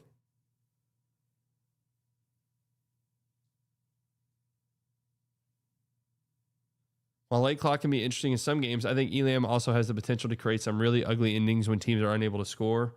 Also, if your goal is to preserve stats, play time is to try to make the target score or time at an average point, you will eventually have a lot of games that go minutes beyond for no good reason at all. Yeah, that's kind of true.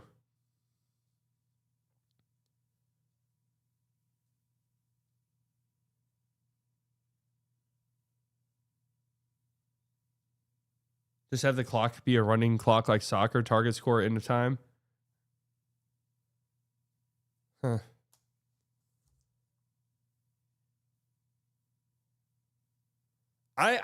So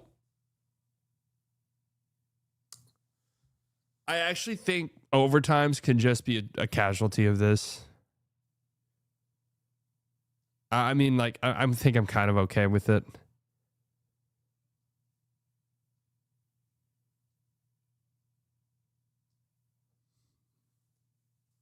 I think I'm okay with it being just a casualty.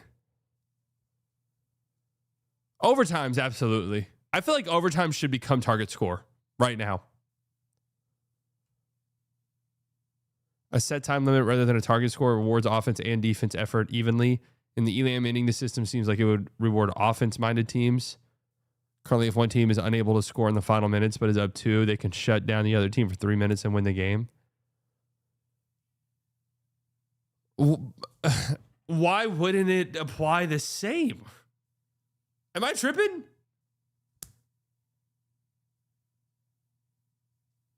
Why wouldn't it not be the exact same?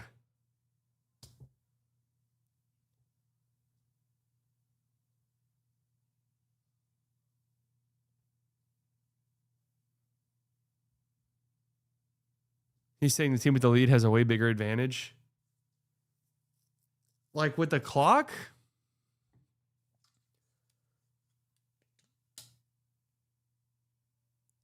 But if you're unable to score and you're up 2 with 3 minutes left in the game, you're going to lose the game.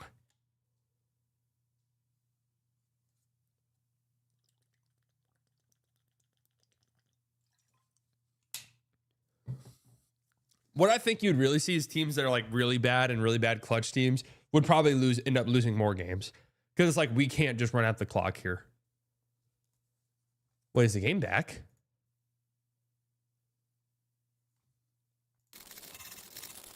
Oh, shit. 6th career scorer in the Emirates Cup.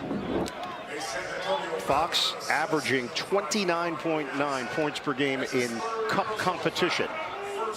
Damn, Castle picks up his third foul. Riser. You guys see that? I like that little camera that they're using. like there. that. That's cool. Get it in for Hart, one-on-one with the big. Cornette now switch. Cornette defending Towns. Trying to create space. That's an offensive foul. Yeah. Yeah, there's times where you could just tell Cat's about to commit an offensive foul.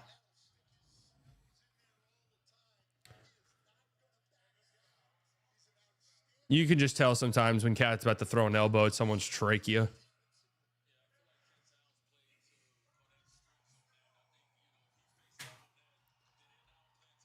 I got to do some more research on Elam ending. Any good books on it? Oh, my God. Oh, my God. De'Aaron Fox is a cup riser. 8-point game.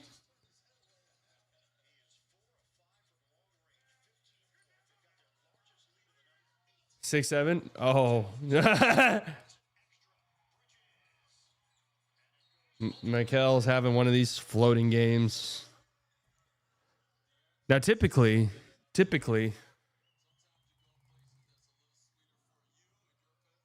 running clock also fixed commercial break abuse.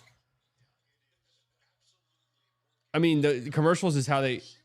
Oh, another great, honestly, great vision there by Castle.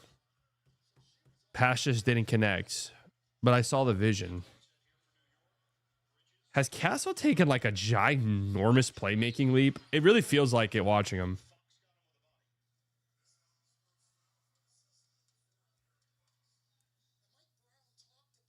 They would never do it, but get rid of conferences. I mean, if I were the commissioner of the NBA, I'd have so many changes. But here would be my stance, because people would be like, "Oh, you think basketball sucks? You're one of these guys." I'd say, "No, I think basketball's awesome. I think the NBA is incredible right now, but there's some stuff that needs to be fixed. I think we need to do something about the just disgusting conference imbalance." One of my first fixes, and people might just say, "Who gives a shit?" I would change it to where Cup was interconference. And Castle with another beautiful pass. Castle with another beautiful lob.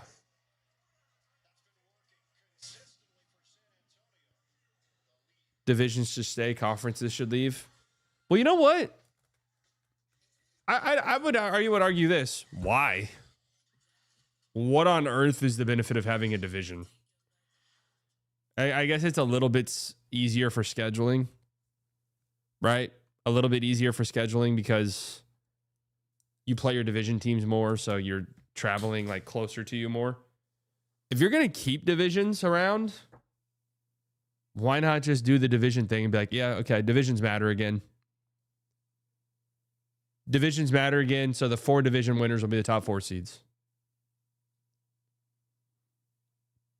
All right, guess what? There's how many divisions are there? 3 in each conference? So at what age did you give up on the NBA dream? Who says I've given up? Who says I've given up on it? My idea is if I can become a 50% 3-point shooter in the corner, I could make an NBA roster.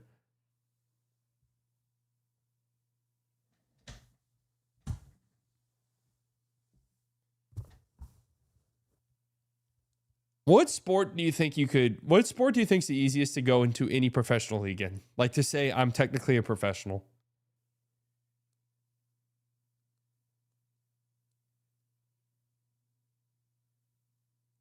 I think football as well. Because you could just become like a long snapper or something.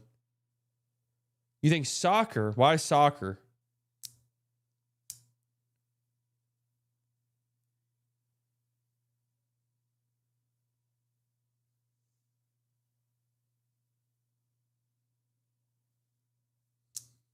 Who says I've given up? Didn't you get your ankle broken in a pickup game?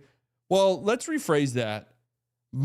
I did break my ankle in a pickup game. Now, the way you're saying I got my ankle broke seems as though there was an act committed by somebody else. That was not the case. I actually was making an incredible defensive play, if you would like to know. I was actually making an incredible defensive play that just so happened to end in my ankle getting broken. And my ankle becoming broken. Okay?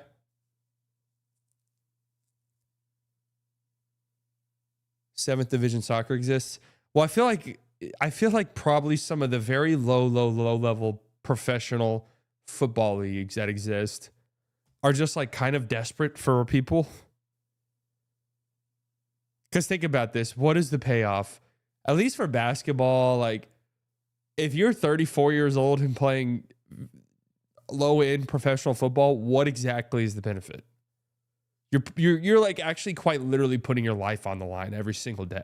Like, it's not just like, man, I just love playing basketball and you know, like, yeah, you can get hurt. But like football, you're quite literally putting your life on the line.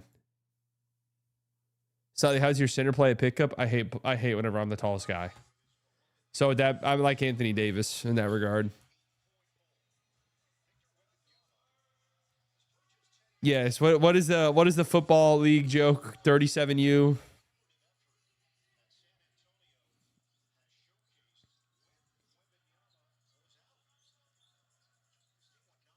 $38U.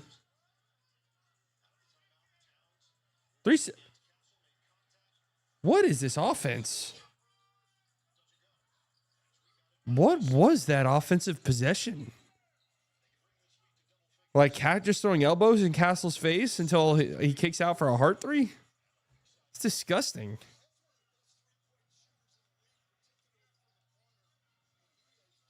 Yeah, Harrison Barnes shrinking in Vegas.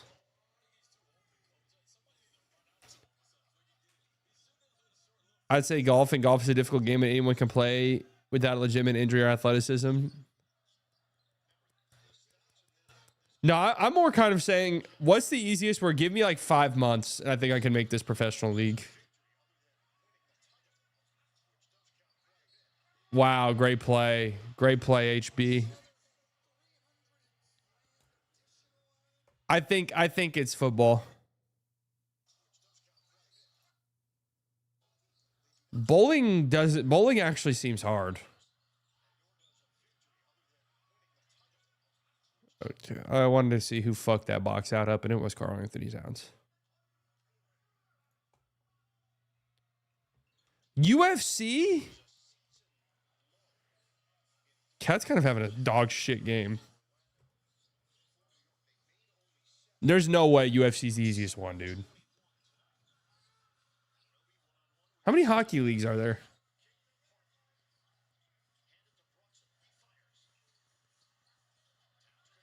Great rebound, Vassell. Great box out by Castle, too. Castle's just doing it all, man. Oh.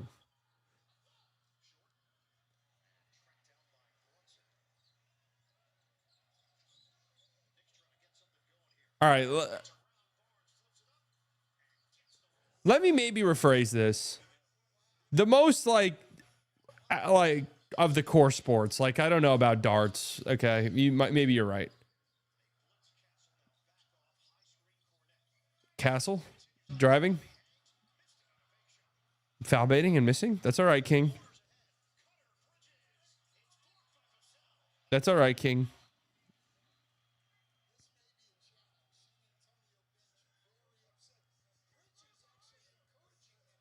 Record your basketball games so we can witness greatness.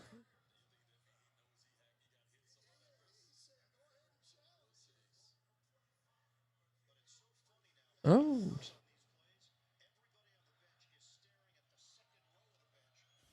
That would have been an interesting challenge.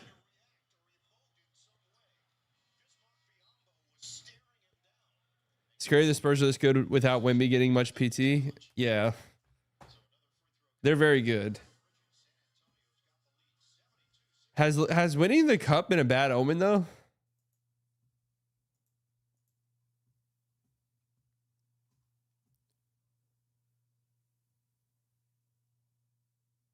It's soccer. NFL has only a limited number of slots. Soccer, there's always a lower league.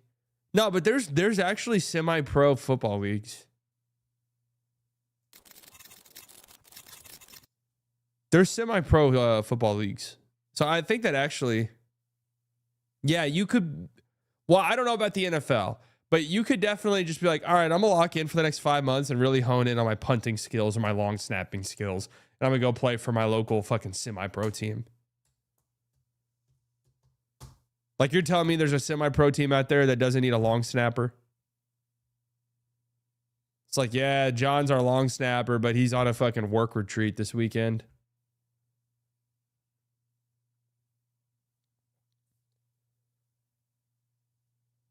I see the loss of buzzer beaters as an issue, but I don't see how OT is all that different than the time at the end of Elam ending.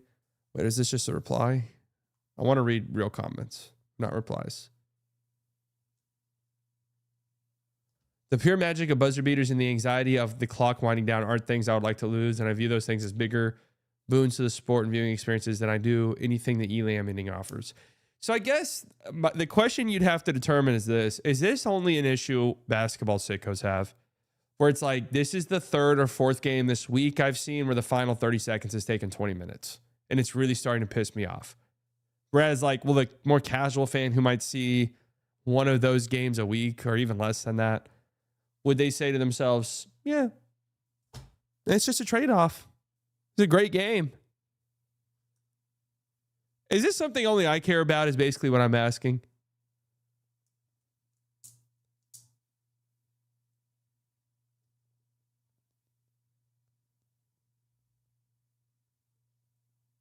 Wait, was playing semi-pro not technically make you a professional athlete?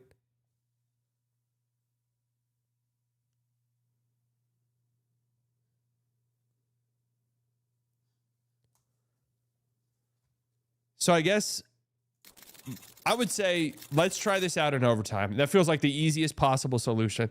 Let's try this out in overtime. Let's test it. Let's see how we feel about it.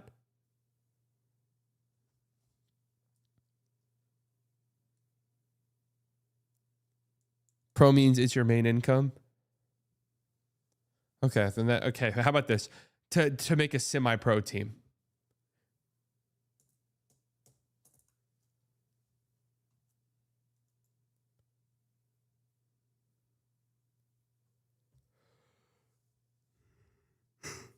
Shootouts?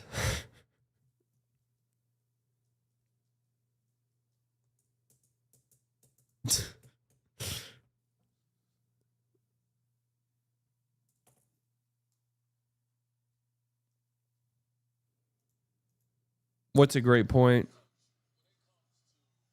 You know, I think people are actually underselling the problem end of games are in the NBA. I think it turns a lot of people off.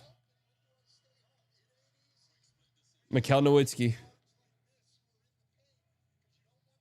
where he's making more endorsements in his contract. He is not a pro then. I just kind of assumed pro just meant I'm getting paid money. Oh, great D.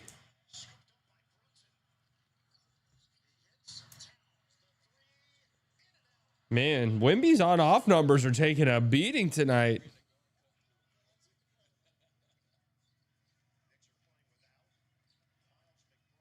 Oh, man alive. There we go. There's that alien. Great pass.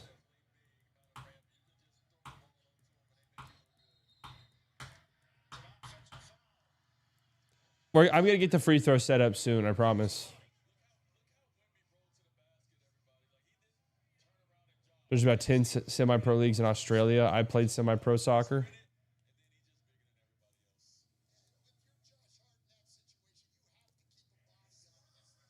Let me actually rephrase the question. What's the easiest semi-pro league I could make? I feel like there's also kind of a lot of independent baseball leagues, weirdly enough. Maybe that could be it for me. Maybe that could be it. Like, I just say, like, oh, yeah, man, I can catch. You know, I still got it. I remember there was a Mavs Twitter game posted by Mavs Muse. Yeah, and my team made the Final Four, and I hit a game winner. In an Elam ending style, and it was one of the most entertaining and most viewed games of the entire year across any sport. I did not win it. No. Got to the Final Four, though. So the story behind that, B-Dot was our best player. The story behind that, no, bullpen catcher is usually more of like a coaching staff position. You're not like on the team. You're not a player. Dylan Nowitzki. Just slightly despite the loss bias. No, I actually think I was terrible in our losses. I was one of those stats where it's like, in wins, slightly biased is averaging 6 points. I mean, we went to 12 or whatever it was. In losses, he's averaging 1. Like one of those stats. Great help by Castle. Great help by Castle. Guy's having a hell of a game. And there goes Dylan Harper. Uh-oh. Spurs starting to get going.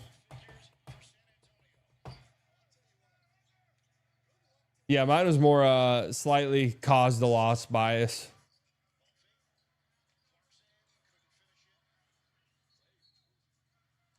Slightly caused the loss bias. No, the story about the Twitter tournament was my team. I'm not sure. So Mavs Muse team won it all. He didn't set up the tournament. He won it. His team won it. Because they just bombed threes.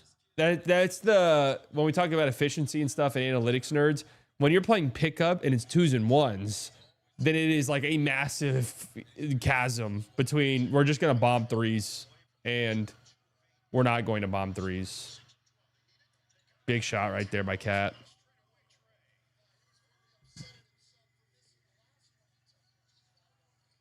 So anyways, his team won it. And I'm not sure we were going to win it anyways because they were much more athletic as well. Wow. Look at Steph Castle down there. It's a big shot for Harper. Oh, Harper. And I think Castle got fouled.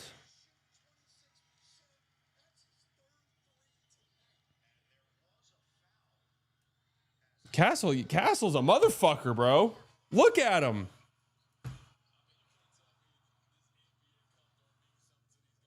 But anyways, our dumbass team in between games, and mind you, this was in the middle of summer and the AC wasn't really working in the gym we were in. So it was like 80 degrees in the gym. Our dumbass team was doing King of the Court in between games and got absolutely gassed. We were absolutely gassed by the time our last game started. I actually kind of like what I'm seeing courtside here, where it's a lot of like, there's some celebs here and there, obviously, but it's a lot of ex-players. I actually like that. It kind of adds to the aura of the game. You guys agree to that or no?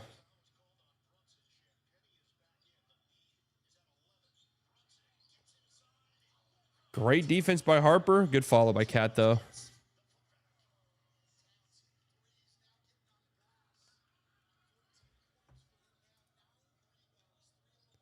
Who'd be in a Mavs Twitter tournament now that half the motherfuckers left with Luka?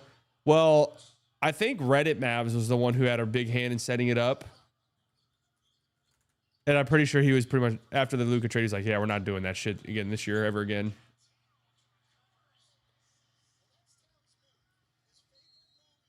All right. Big stretch here from Cat. Knicks keeping it close. Mavs should do a game where they invite everyone who has their name on the Mavs court. That would actually be really sick.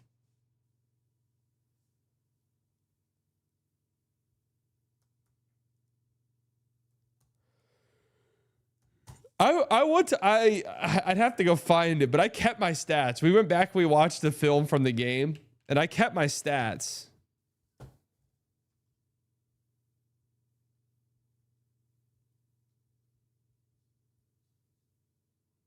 Any reason why Carter Bryant's not getting much run? He can't play a lick of offense, would be my guess.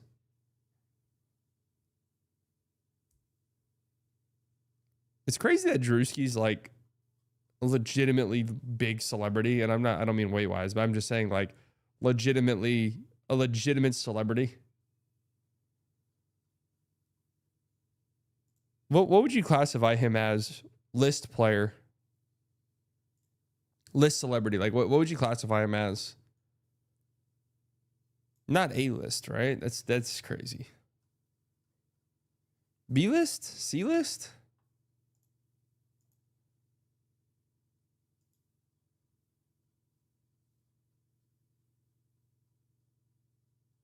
I mean, that's good D by Castle to strip that. Just very unfortunate.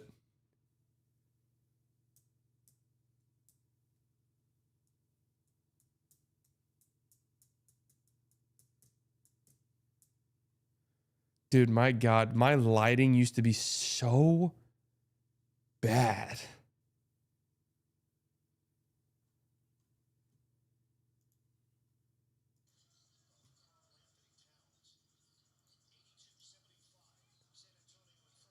Oh, good play. Oh, my goodness, OG.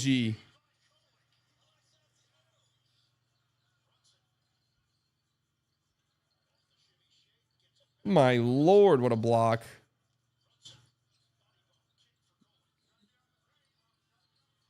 Look at Kolek with that drive. Not scared at all of Wemby.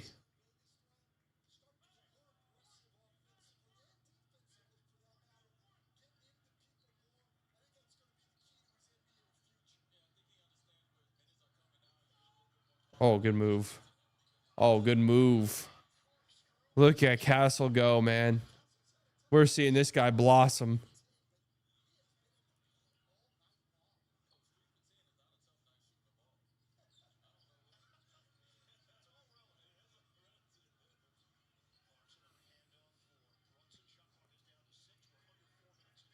Brunson. Look at that by Wemby, man.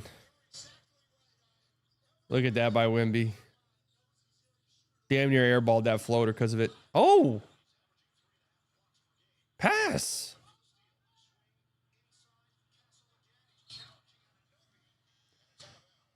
Wemby's got to come off that way sooner.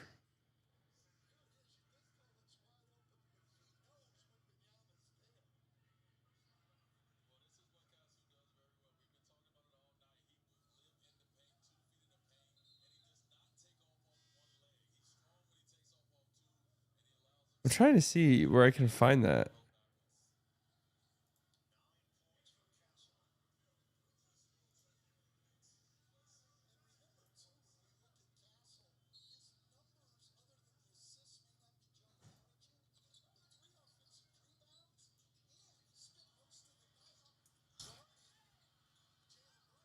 Wow, a shitty Wemby game in one of the biggest stages.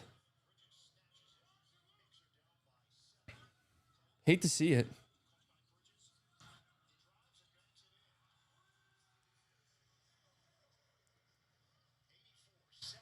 Hate to see this Wemby game. One of the biggest stages. He's going to make that, isn't he? Yeah. Well,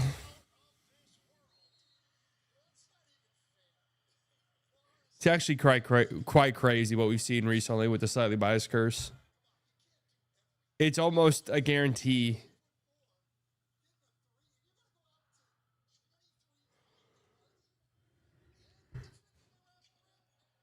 I mean, it is insane. Broncos Chiefs on Christmas night. That's kind of a depressing game now, huh? Oh, yeah, Champagne.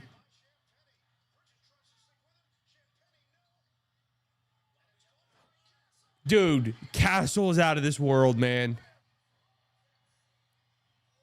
Castle is unbelievable.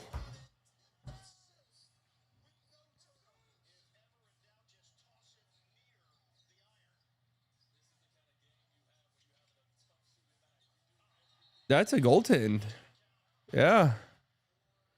I'll give the Knicks this. They're not that scared of attacking the paint. That's a crazy pass by Stephon Castle in that moment. Midair, saving the ball in from going out of bounds, throwing that lob pass.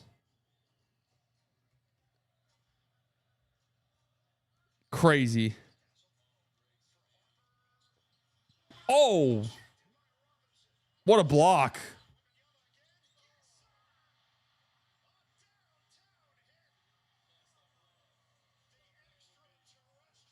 Bruh.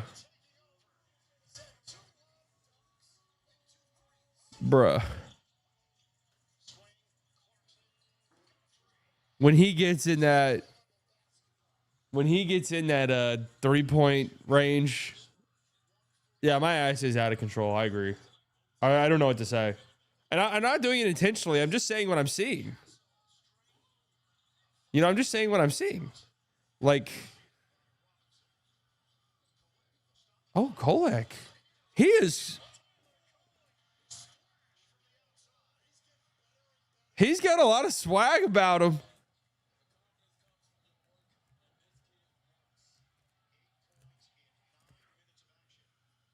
Over Wemby, too. Wemby's heating up. Yeah. You're welcome, Wemby. You're welcome. No problem, Wemby. Don't mention it. Oh, shit. Get up, Keldon. That looked rough. Ooh, imagine just getting up from that like that. Man. How old is Keldon Johnson? Like 26? 12 points in the quarter for Wemby. I think all 12 after I said he's having a bad game. At least 10 of them since I said he's having a bad game. Okay, fairs.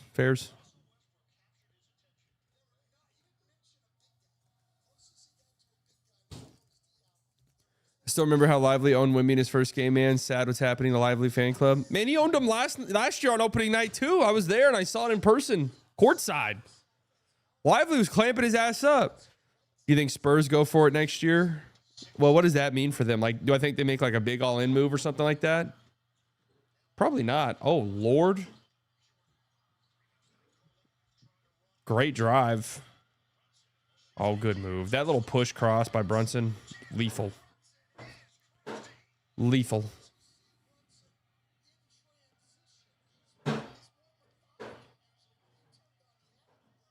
Lively dominated Chet as well. Yeah, bro. Lively's really good. He just can't stay on the floor, unfortunately. It's a fucking terrible foul by Jordan Clarkson.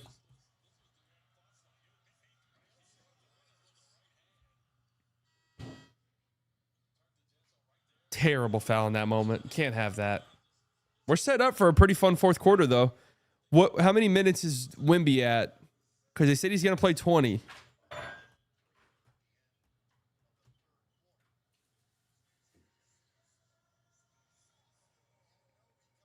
He's at 17. You think we only get 3 minutes from Wemby in the fourth? No way, right?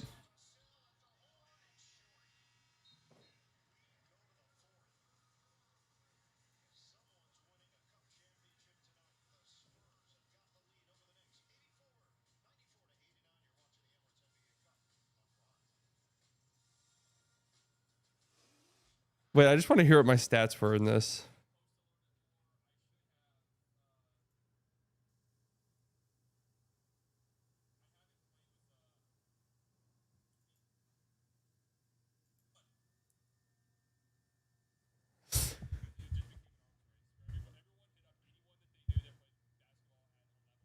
I finished with 20 points on 20 shots? There's no fucking way I took 20 shots.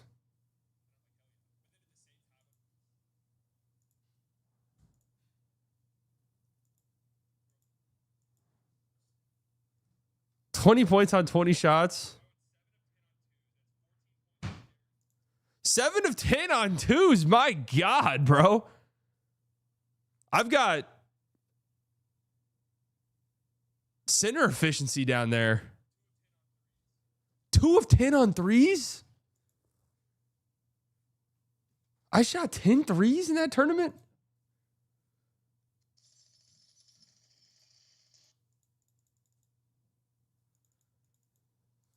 I am. I'm Cooper Flag. I'm Cooper Flag. That's hilarious. No way PJ Tucker would take 10 twos. But honestly, though, yeah, with ones and twos, that's pretty inefficient.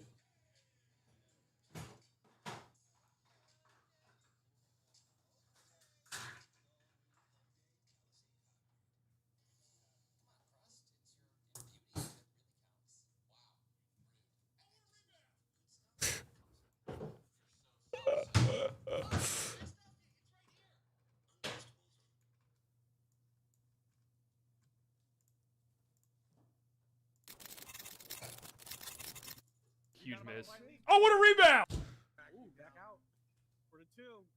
Get up. That was a huge miss. Great Oh, rebound. what a rebound! Great rebound by me. Good pull. It's a good pull. My God, I was a brick factory in this game. I think I got a game winner in this one, though. Great pass. Needed that. 40 seconds left. The score's tied up.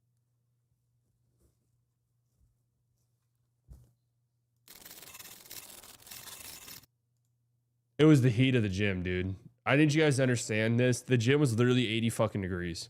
So there's actually like the ball was wet.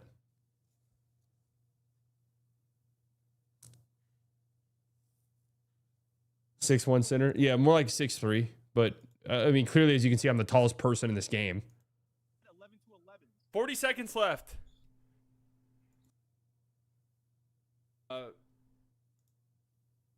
Unfortunately, 1 point set in.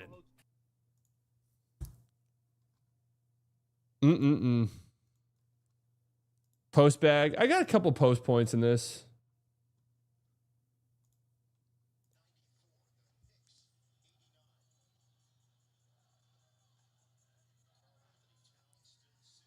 No, I thought Lively took a 3 this year. Did he not? And airball it? Or was it? Oh, that was in preseason.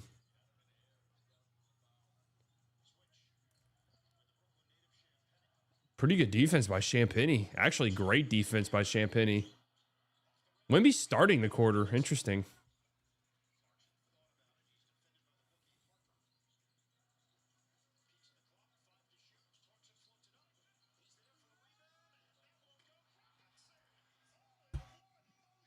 Mitchell Robinson. Wemby block hunting.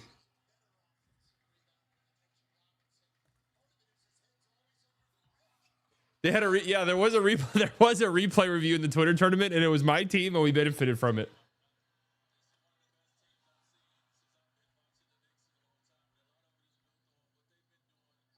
Mitchell Robinson's doing great on the boards. Wemby's got to do better.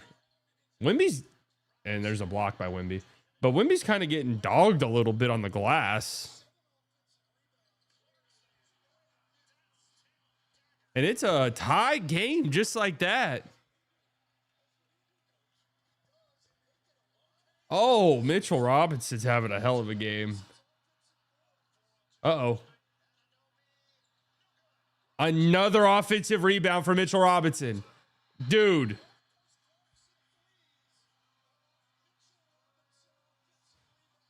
Dude.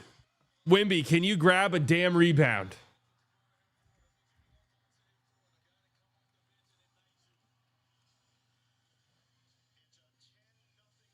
Some of these, though, are just long bounces, and Mitchell Robinson just seems to always be in the right place. God, Tyler Kolek is a fucking lunatic. He is a lunatic. And I mean that in the nicest way.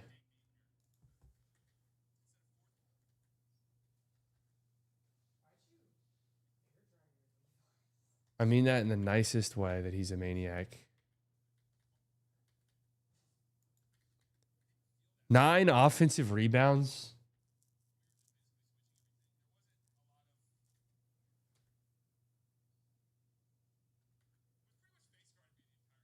Nine offensive rebounds is insanity.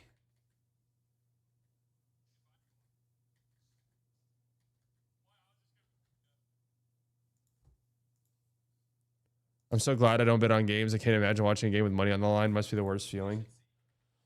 So, you know, in the studies, and like the studies and stuff about gambling, it's the anticipation of whether or not you're going to win the bet that gives you the euphoric sort of high versus winning it. That's why it never really matters if you win.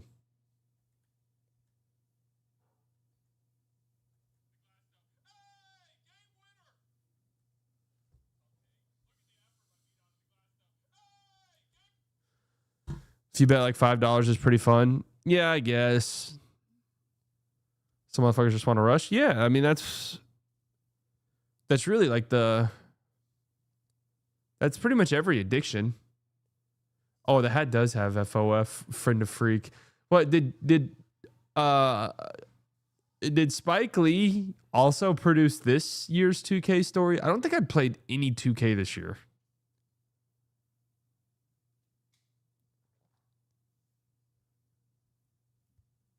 I don't know if I played any at all. Besides the Slightly GM series, of course.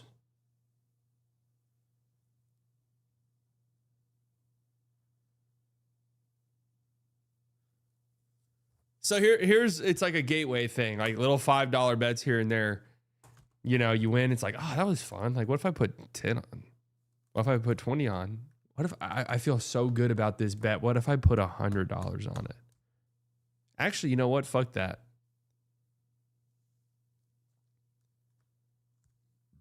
I feel so confident. I feel so confident that the Sixers are going to beat the Knicks on Friday night. I'm putting $5,000 down. And I only have $5,300 in my bank account. But I feel so good about this, and I could go from having $5,300 in my bank account to $11,000 if I win.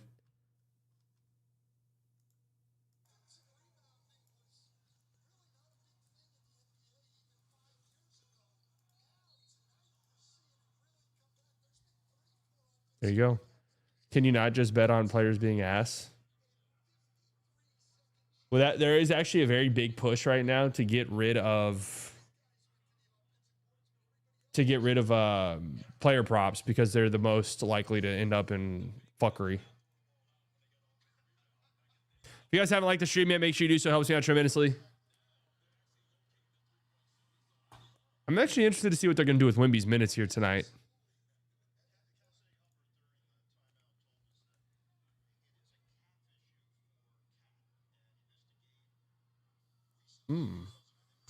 Cat with a calf issue. We know that we love the cup, but if Cat's got a calf problem, what on earth is the point of playing him?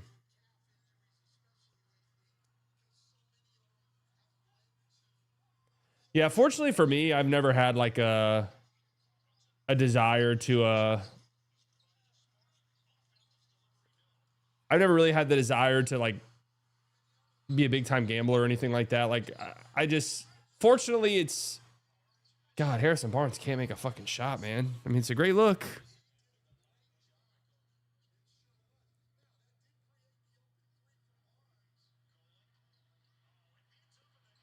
Wow. Wow. What is going on? Bodies all over the floor. Oh, that is an absolute backbreaker for the Spurs. Feels like every loose ball ends up right in the hands of the Knicks, and it usually ends up like a 3.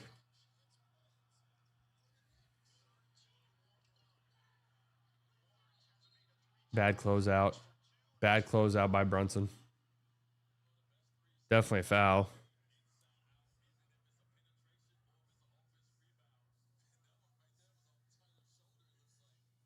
Yep. I mean, that's Mitchell Robinson, bro.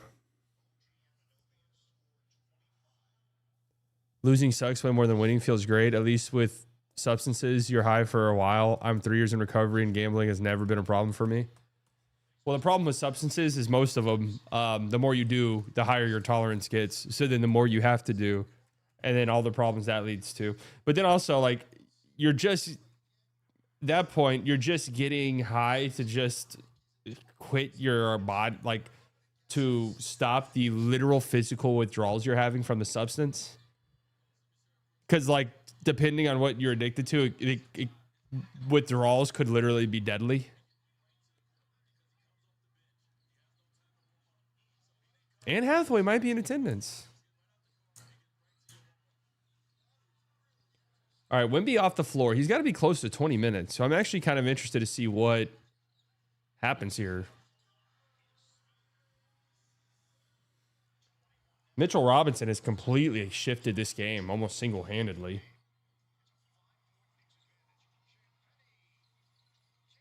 And now the Spurs have gone ice cold. Harrison Barnes has given them nothing in terms of shooting. He's had a lot of good looks. Great recovery by Champagny. Fox. Ooh. Bailed out. Yep, Wemby is at 20 minutes. Here comes Castle. Been the best player tonight for the Spurs.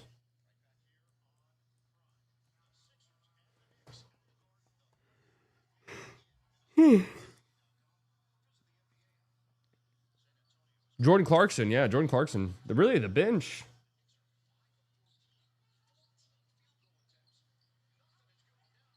My goodness gracious.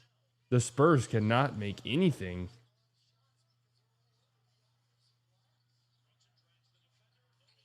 What a tough bucket, Brunson. Banks open. Yeah, the Spurs really need a basket here, man. 7-point game. This is a massive run now. Just need something.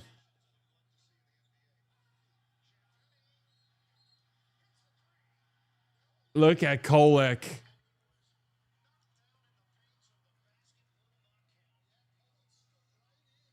I need to see this.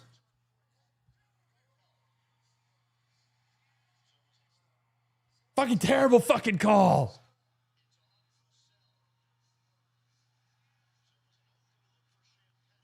So if they reverse this, is the 3 going to count?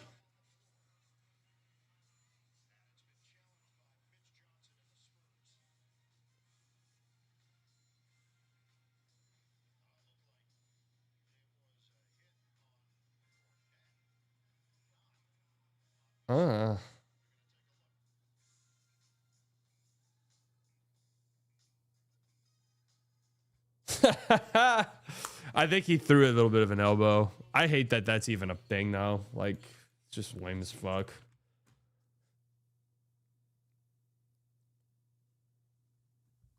Ball was still in his hands. I thought if he was in a shooting motion, it counts.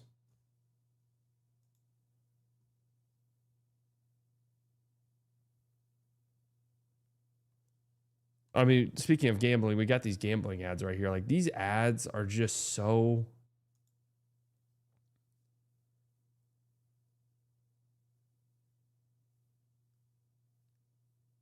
I'm trying to word this without sounding like an asshole. How do these ads work?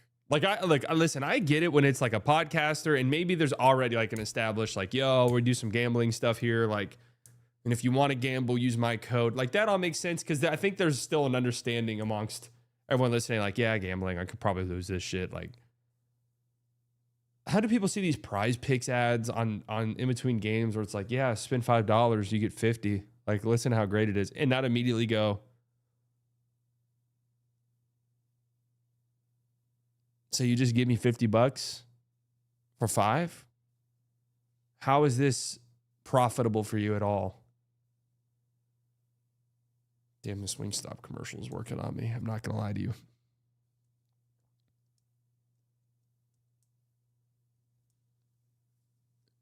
kind of doing something to me. Yeah, right. They don't give you $50. It's you get a free $50 play.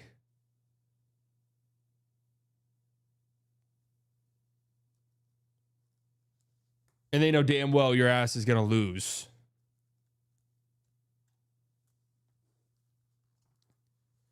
Well, a big reason why, like, hey, look, I'll just be upfront and honest. If a sports book came up to me, or if a fucking casino or something came up to me and said, hey, we'll offer you X amount of dollars just upfront, sight unseen, plug our thing every now and then. Like, all right, I feel like I could intertwine like some gambling ads with it being like, hey, please only do this if you want to. But the problem is almost every single advertisement. I'm pretty excited for Fallout Season 2. Almost every single like advertising thing for these sports books is always like, oh my, that comes out tomorrow? Wait, what the fuck? I had no clue. Oh, Kolek looked like he was still moving, actually.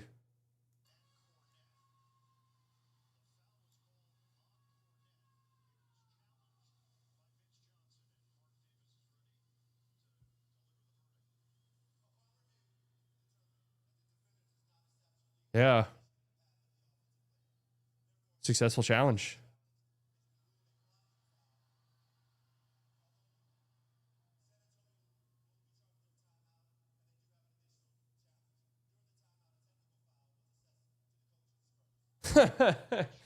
So the Spurs won the challenge, but Mitch Johnson got teed up anyways.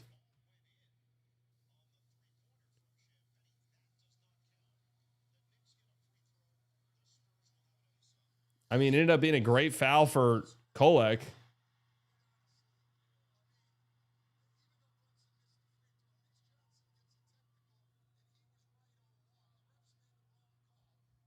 But anyways, it's like these codes, these creator codes. So like the more money your viewers deposit, the more money you make.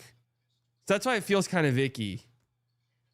And obviously that's advertising in general for sure. Like, don't get me wrong, but it's a little bit different when it's like I'm buying like a material item. You know what I mean? Like I'm advertising for Manscaped. Does Manscaped still exist? Well, I'm at least buying like a trimmer. I'm at least buying a shaver, a razor. You know, like I use that.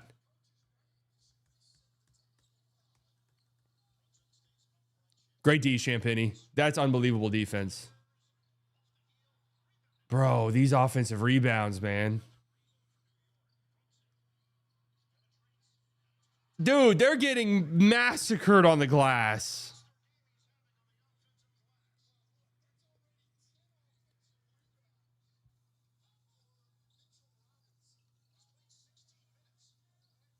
Well, big cleanup by Cornette. Gambling's not that bad. I started a few weeks ago. Now I'm using ChatGPT to formulate prop bets on women's Turkish basketball and losing money at 9 a.m. while at work.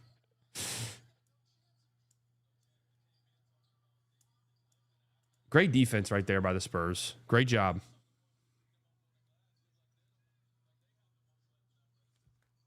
A bucket here, I think, goes a long way. Yep. Got his ass. Got his ass. Knicks beating the Spurs. What does that say about your Thunder? My Thunder are frauds, bro. I mean, they might like low key go on like a 10, 12 game losing streak.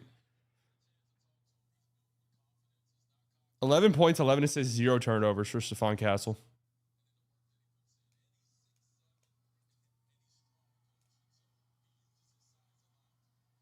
This is exactly why Dwayne Wade started to implement 6-7 jokes in their last fucking broadcast, was whenever he was talking about Stephon Castle's height.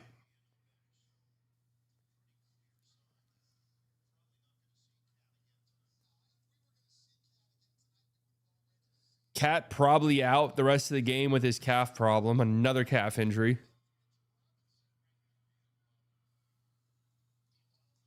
Stephon Doncic, 4-point game.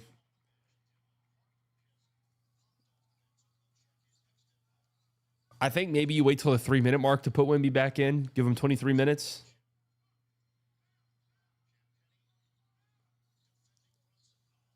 Oh, my Lord. What a move. What a move by Brunson. Great cut by Kolek, too. Oh, my God. I want to play by Clarkson. Castle's first turnover. This could be a big swing. Castle goes 1 of 2. Then Kolek gets a bucket. Now it's a 6-point game. You got to get a stop. Oh, my Lord. Great defense by HB and Cornette. Big shot by Castle. Big fucking bucket right there. Oh, my Lord. That is a massive shot. Cat about to check in. Does that seem smart? Great bucket, Clarkson. Stay down, Castle. Stay down. Good move.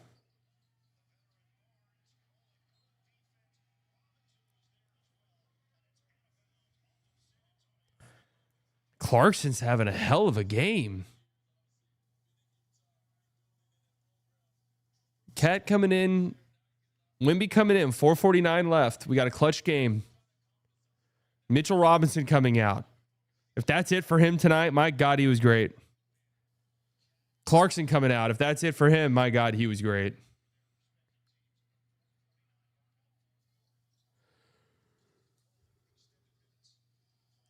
Kolek's played really well too. The bench production. Oh, Clarkson's still out there. My bad. The bench production has been fantastic tonight for the Knicks. Great double. Uh-oh. Got to rotate. Bailed out right there. Oh, Lord. No.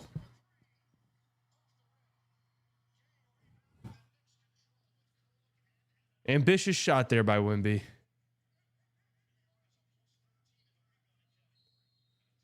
Ambitious shot. Never seen Clarkson play defense like this.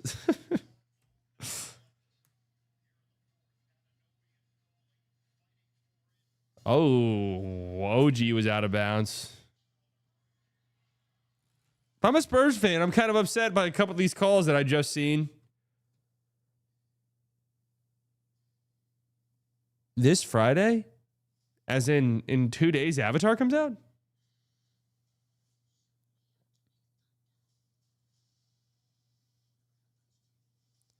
I'll have to watch a YouTube video. I don't remember anything that happened in the last Avatar.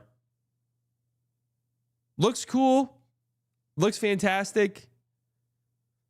A little overrated, though, huh? I mean, like, I can't even tell you what happened in the story. I know whales were heavily involved.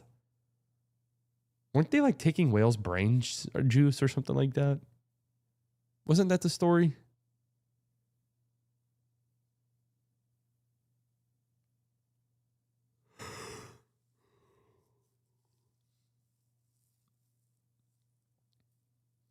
I know it's a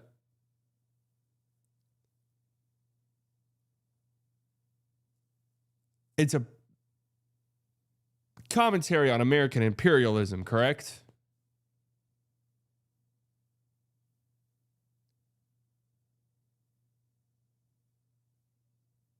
Isn't it very Vietnam War coded?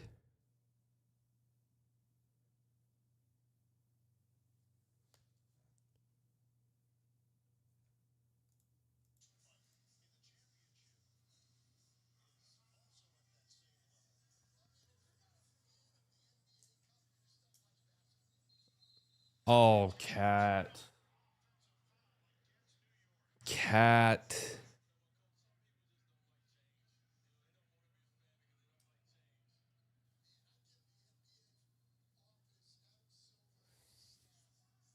Out of a timeout, brother.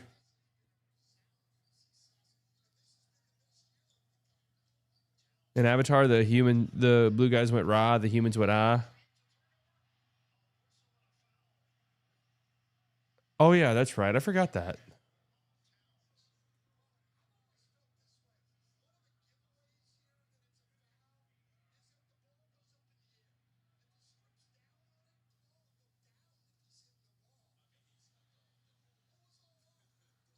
That's actually pretty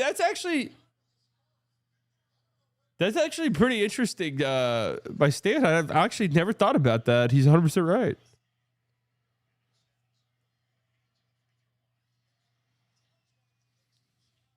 No, you were going to lose that challenge big time. I'm good to bet on the new Avatar movie. So I'll be honest, Kalashi, whatever their name is, Kalashi, they've hit me up like 6 times. They're the new big prediction market, right? What even is that? You're Kalashi. You're betting on, you can bet on literally anything. But it's a prediction market. It's not necessarily gambling. You're just doing futures, right? And you're basically like betting against other people. You're not betting against the house. Is that right?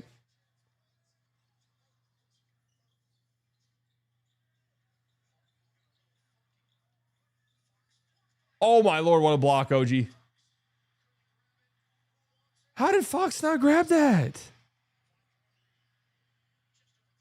You got to get a stop here.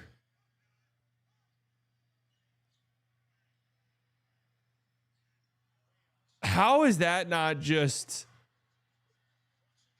ripe with fucking insider trading? And that would hurt. That hurts. Hart hitting that. That's probably the dagger. 8-point game.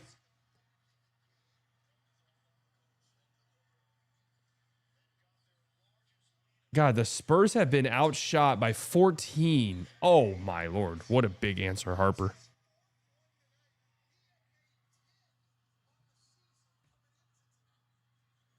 No, there already is. I saw something that, oh, that's backcourt. Wow. That's massive.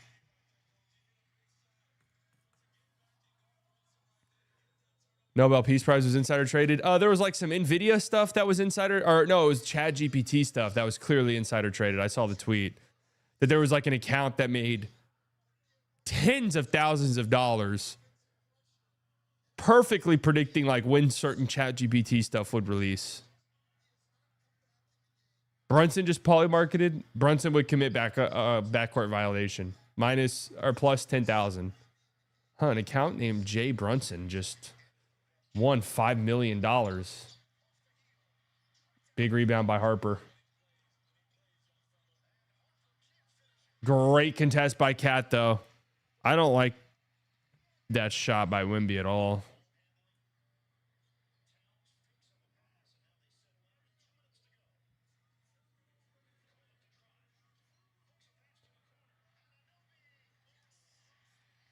Wemby, why are you helping so far right there?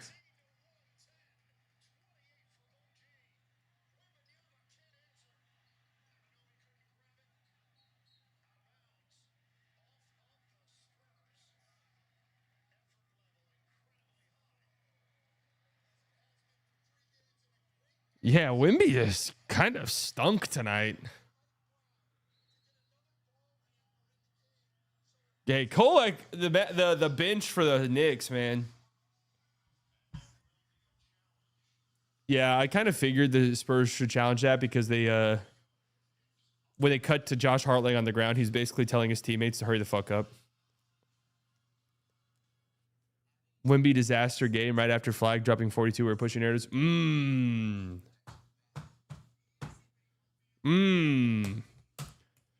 Honestly, these stats don't count at all for Wemby. So Wemby fan club, we move. But what it does is it gives him a game towards his eligibility for end of season awards. So honestly, positive game, and he leaves healthy.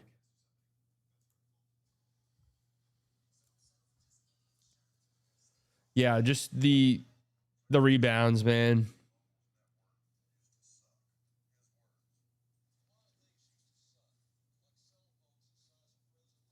The offensive rebounds and second chances.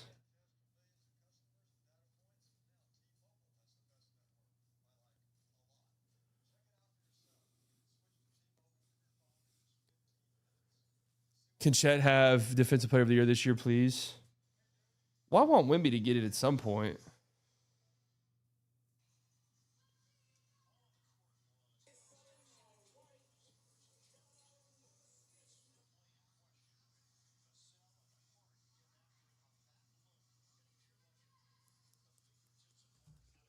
OKC, the most glazed, overrated team ever. True. All right, so it looks like this is going to stay with San Antonio, which is pretty big. Both teams are crashing hard, 18 and 22 offensive boards. I'd actually be interested to see what are the second chance points numbers, because it feels like the Knicks got a 3 off of every single offensive rebound.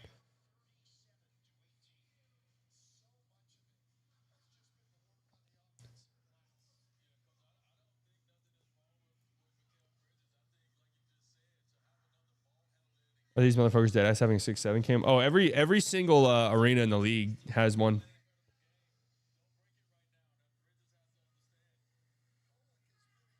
This is why you need a 60-second challenge timer.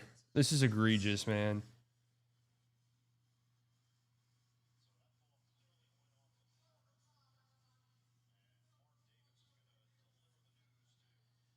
Like this feels like it's approximate foul then. Like, come on, man. This is egregious.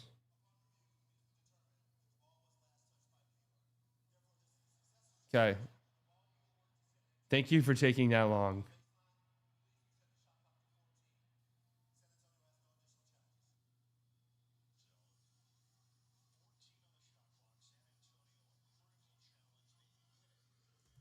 Like, let's go.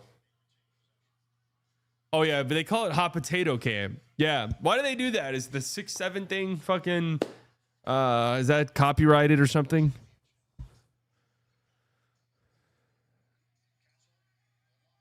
Oh, no. That's...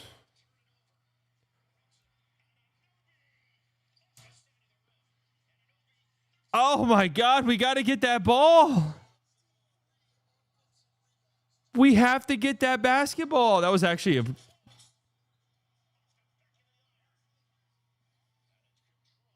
was actually a kind of a questionable shot by OG in that time. That quick into the shot clock. Well, it's looking like the Knicks are going to be Cup champions, folks. It's looking like the Knicks are going to be your Cup champions.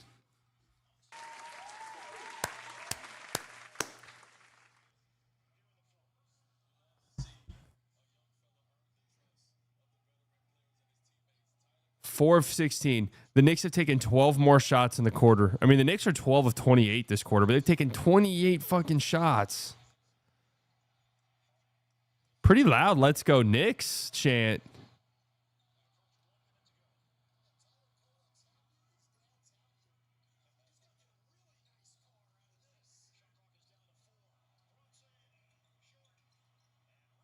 Dude, even they just can't grab a rebound. Fox like 2 or 3 loose balls, fumble the last 5 minutes. They just can't. I mean, dude, the way Cat is walking around, can we get him off the court, man? I'm worried about him.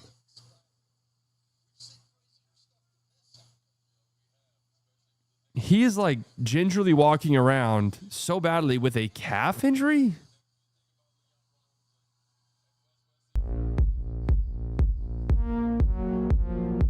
Not an ethical game from Bagwete Boy tonight. Well, it was an ethical game. It was just not very good, unfortunately.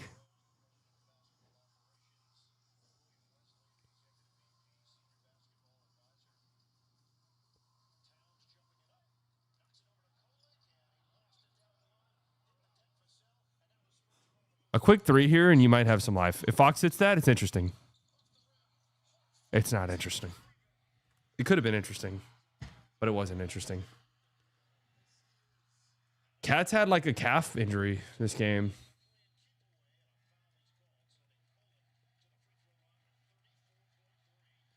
The Knicks, Cup champions. No, they said calf. Yeah, how much do you win off of this? Look at them rubbing their hands together. Was like 500 grand, right? If they win.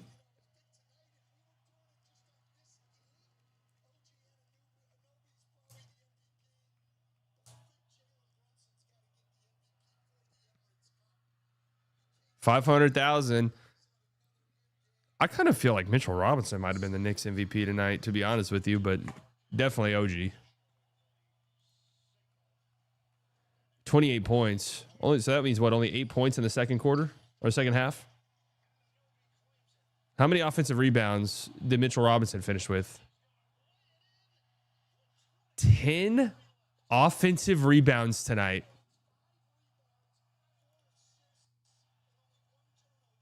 Is that another 3 by Harper?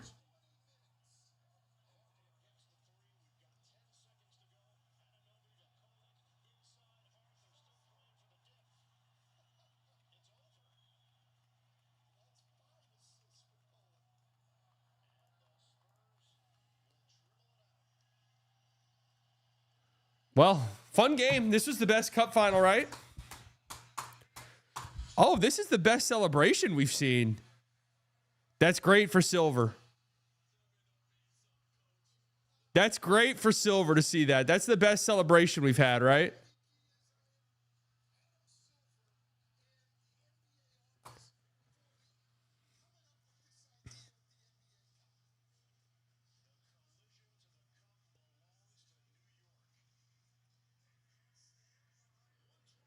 Call it the most generic looking white guy. Yeah, but he's got it. He's got some fire in him.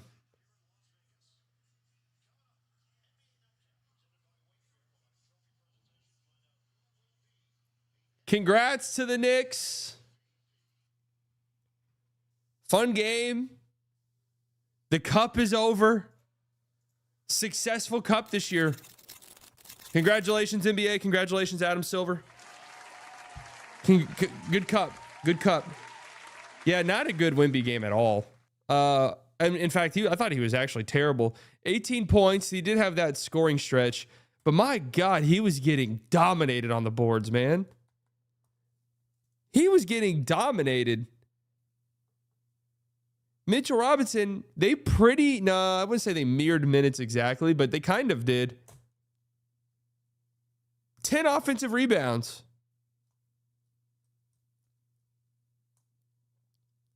Great bench production.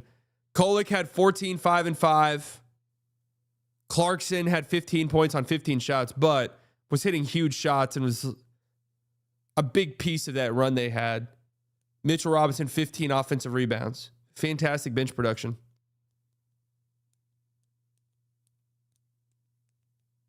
Brunson was okay. Missed some shots, turned the ball over. I actually have a new philosophy, and I think I've talked about this, is it's like, I don't think guys who get double teamed no matter what can ever really have terrible games unless they're like really on some dumbass shit.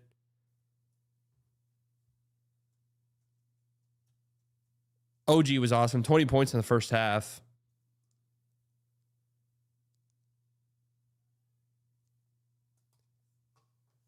And then, yeah, for the Spurs. Only 13 shots for Fox. I feel like I didn't even notice him on the floor in the second half. Castle was really good. Inefficient, but I mean, 12 turnovers. Or 12 assists, sorry. And had double-digit assists and 0 turnovers for most of the night.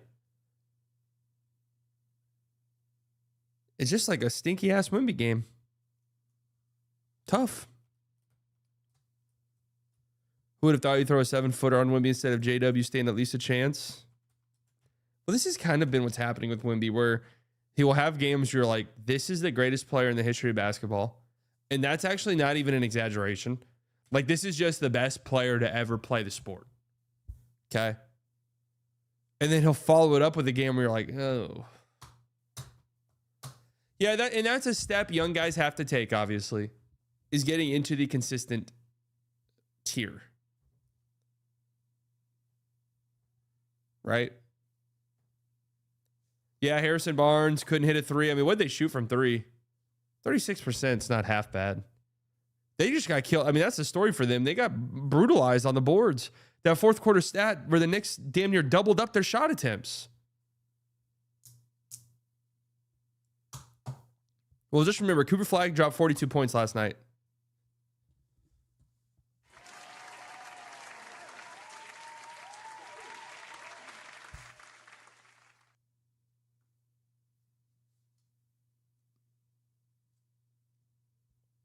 Harper had 5 threes. That's encouraging if you're a Spurs fan.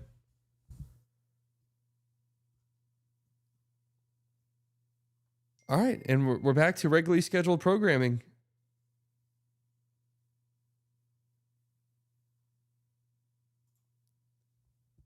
Spurs gonna have to trade for another big body like OKC did. All the 6'5" versatile guys is fun until this happens. Yeah, I mean, they'll probably replace Vassell or something with a more like wing-oriented player. There's a busy... Oh, no. Tomorrow, there's only 2 games. Thursday, damn near every single team in the league plays. Actually...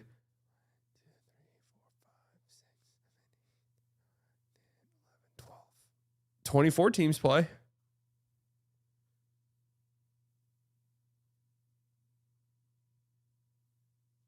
Pistons, Mavericks. Thunder, Timberwolves on Friday night. Thunder getting into kind of a more difficult part of their schedule. I'm here for that. OG's more of a solid player. He's like a star role player.